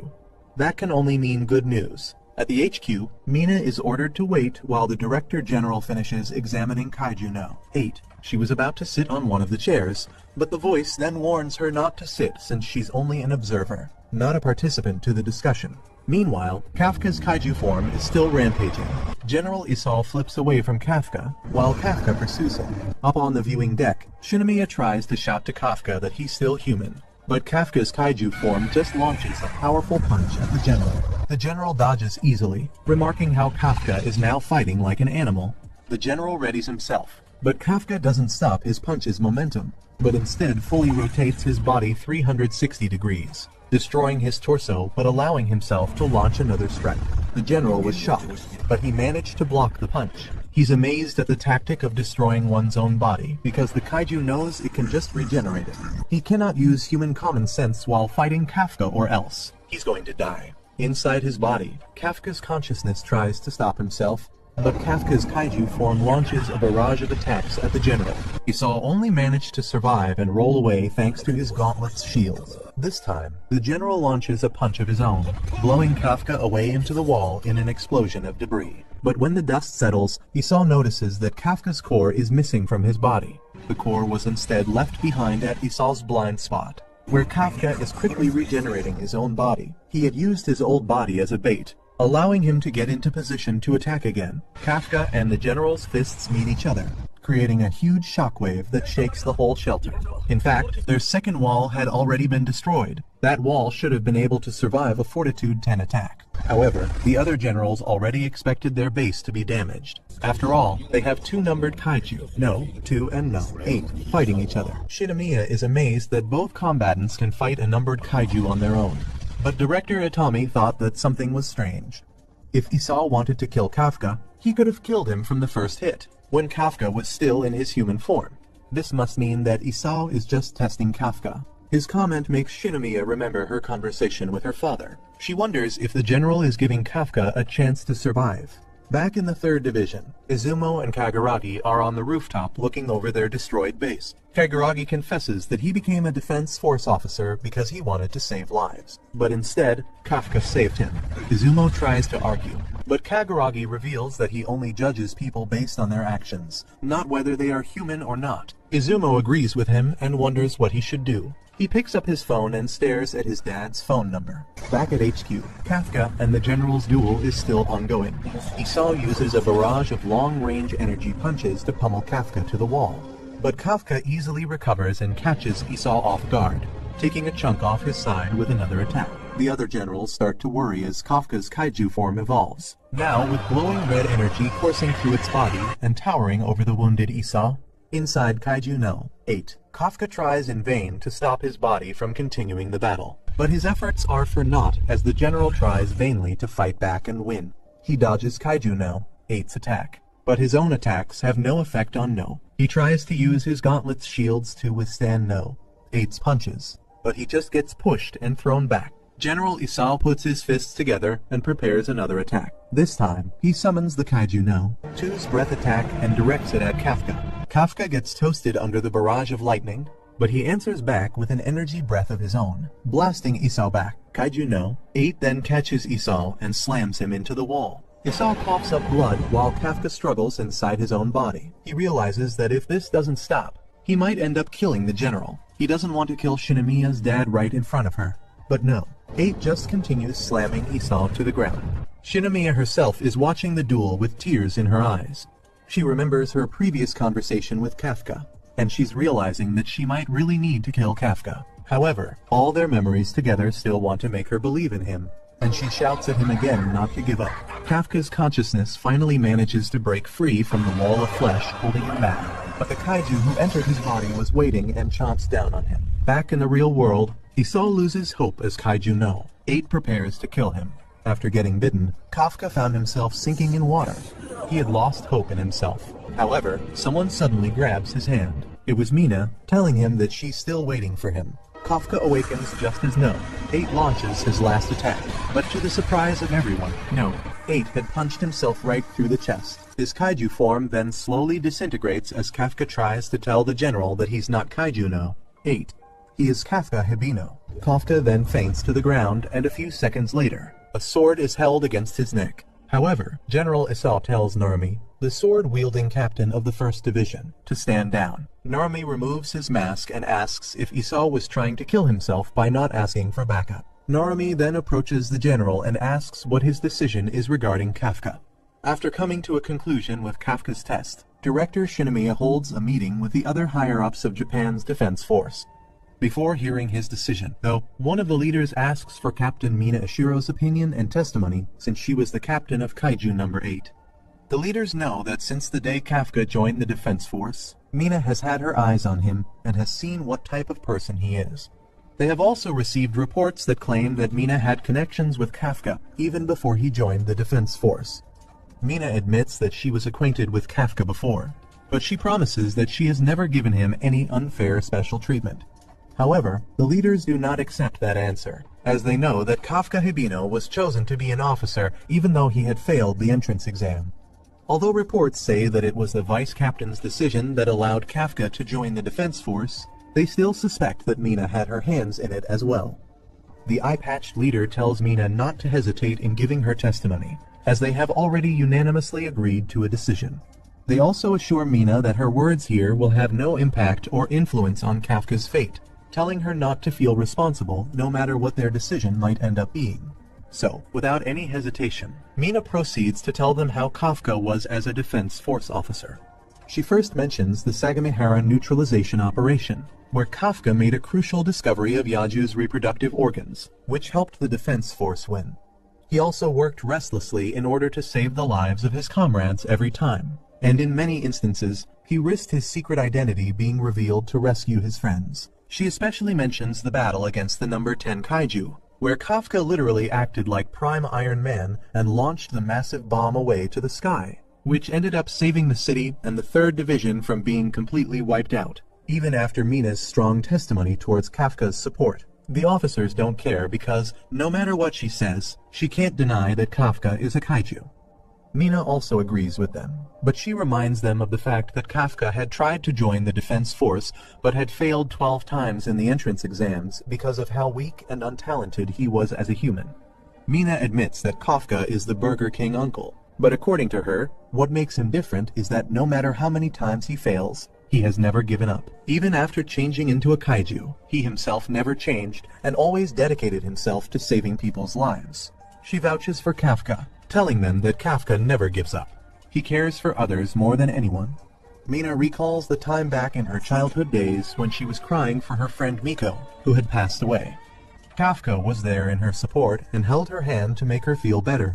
And that is why Mina thinks that Kafka does have a human heart and, hence, cannot be called a kaiju.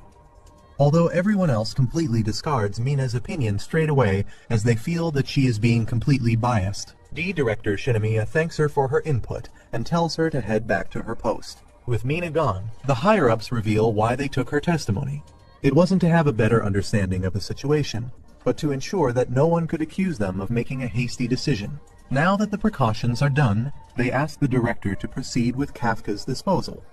Meanwhile, Kafka, who is submerged in a healing pod, also recalls the same moment that Mina mentioned earlier. He always hated himself for being incompetent, as he was never able to avenge his dear friend's loss. Whenever Mina cried her heart out, he told himself repeatedly that he would make the kaijus pay, and that is why, when he lost control of his body earlier, he decided to die a human. Anyway, soon after, Kafka gains consciousness in a hospital bed, where he finds the director sitting beside him. He finds it surprising that not only he, but also the director are alive. So, he expresses how glad he is that the director hasn't hurt much, and tells him that if anything were to happen to him, he wouldn't have been able to face his daughter, Shinomiya, ever. Because Kafka is alive and not in shackles, he assumes that the director has deemed him to be a human rather than a kaiju.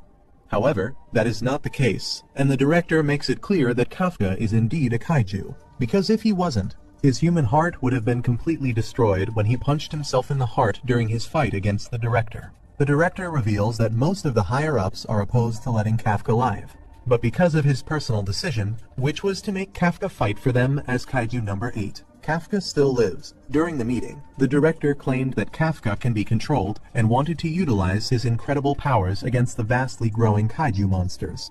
At present, the director calls Kafka by his human name and tells him to prove his worth to them if he wishes to survive. Kafka realizes that the higher-ups are only leaving him alive because they intend to use him as a weapon. But still, he promises to do everything in his power to be deemed worthy of the Defense Force's use. Mina gets the news that Kafka will live and passes it on to Shinomiya, who becomes overjoyed as well.